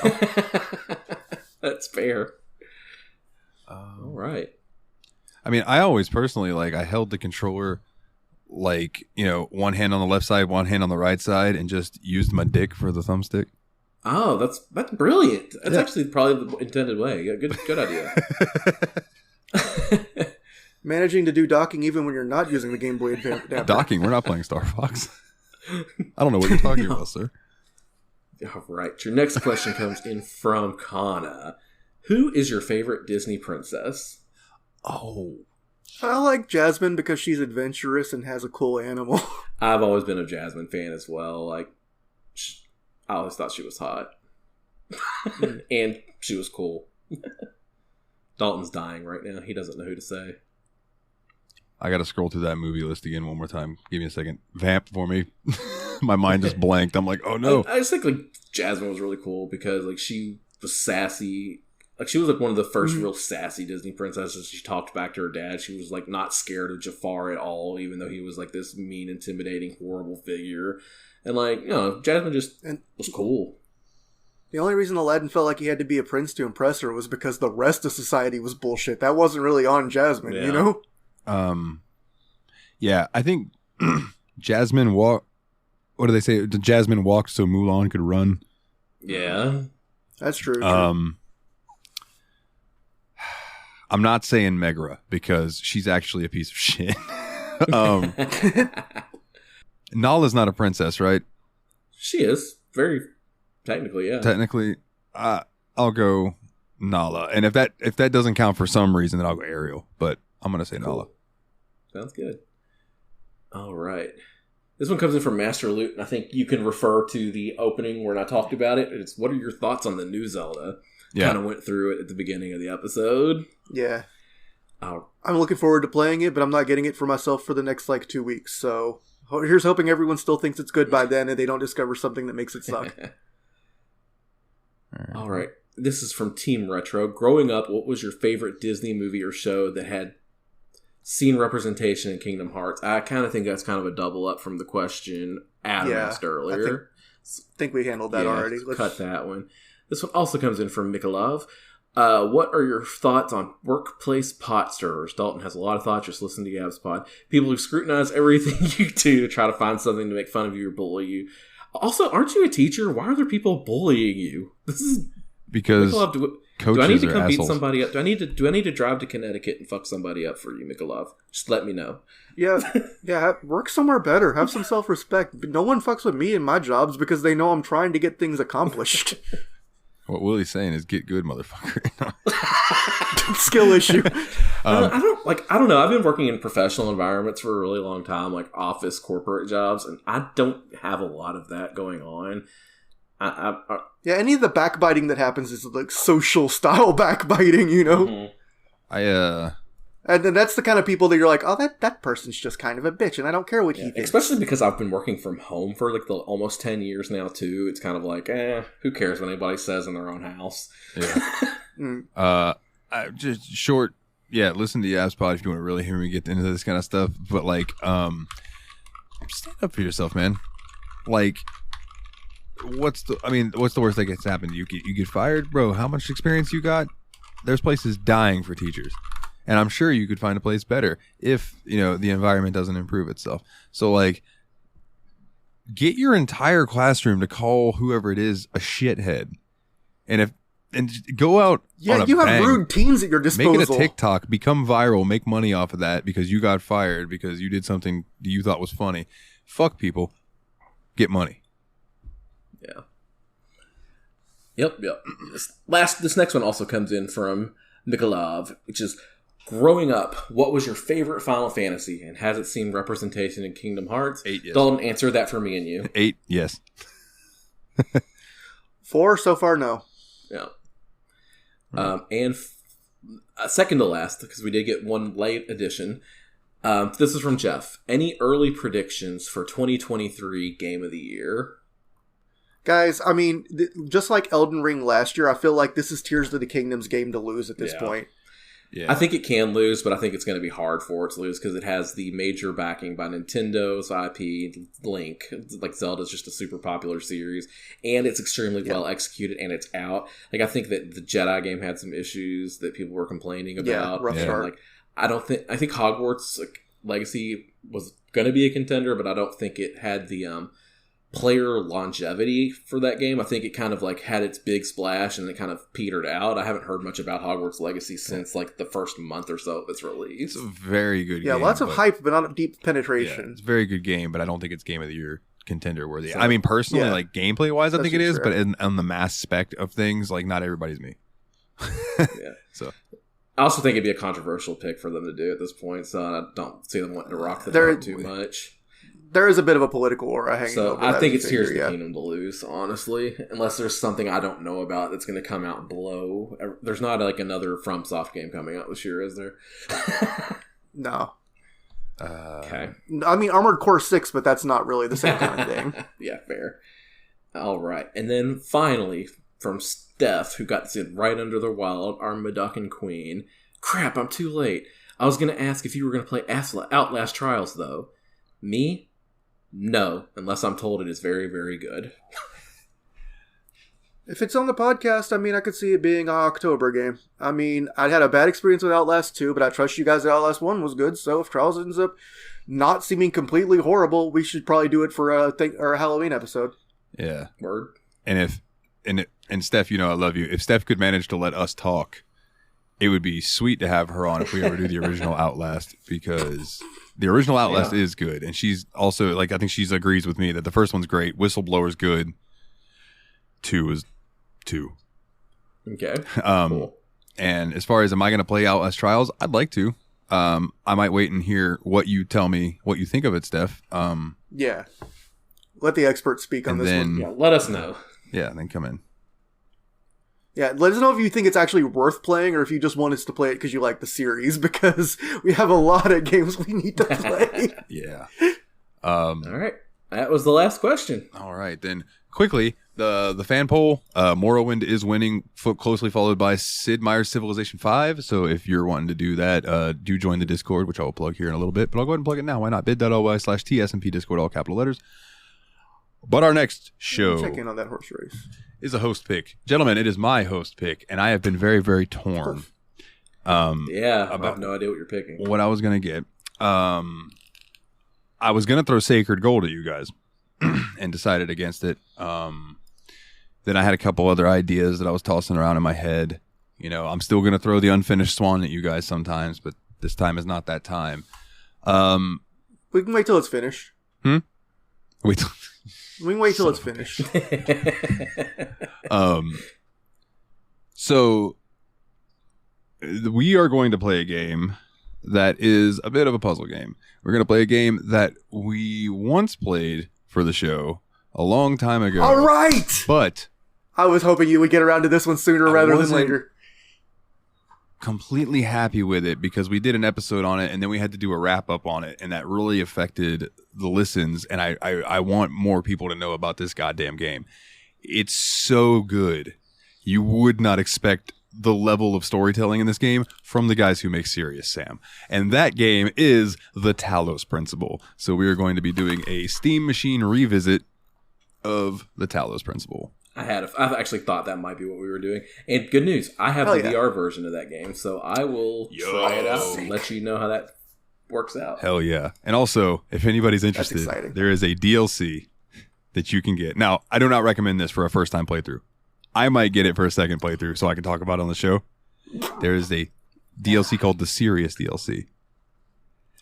And it takes the voice of a character in the game and replaces it with the voice of Serious Sam. Nice. And also rewrote the script to be more like things that Sam would say to you. And that's hilarious. it just sounds awesome. So I might check that out. There's also like another DLC I might check out too. But yeah, dude, I really look forward to that. It's a fantastic game, and I cannot wait for you guys to like get to experience it. I want to hear your opinions on it because I know how much you guys like Portal. And this game is very much a like, man, Portal was cool. I wonder what we could do, kind of like a puzzles type thing. Especially since this was just supposed to be a prototype for the engine for Serious Sam 3, and they were like, oh, this is actually really cool. Let's do a puzzle game with it. Well, we can talk about more about that on the actual episode. So, if you would like to come and join us on the Discord, like I said, bit.ly/TSMP Discord, all capital letters.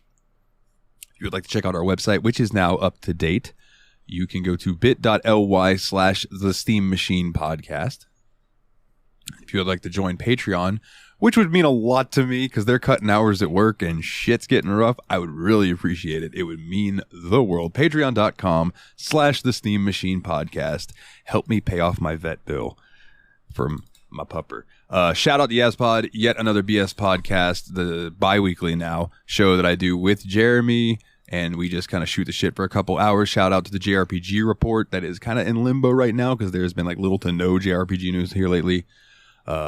And I do not want to just spend the whole episode talking about Zelda because there's like the huge argument whether that's a JRPG or not, and I don't think it is. So, merch, if you want to get a shirt, tsmpproductions.threadless.com. You want to check out my music, it is at nilethenightmare.bandcamp.com. Please leave us a 5-star review wherever you get your podcast, or a thumbs up, or however you do it. And coming soon, our YouTube channel should start be getting up to date.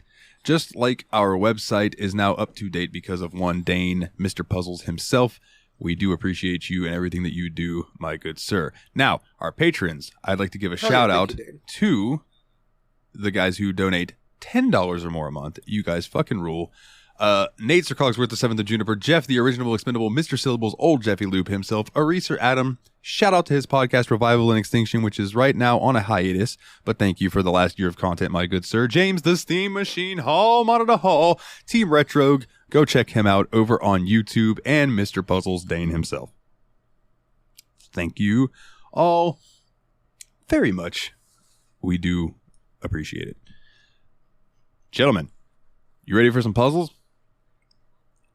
Love puzzles, like Dane? Or, no, Puzzle me, baby. Oh, well. On that note, gentlemen, Puzzles. I only have one question for you. What is Goofy's favorite vegetable?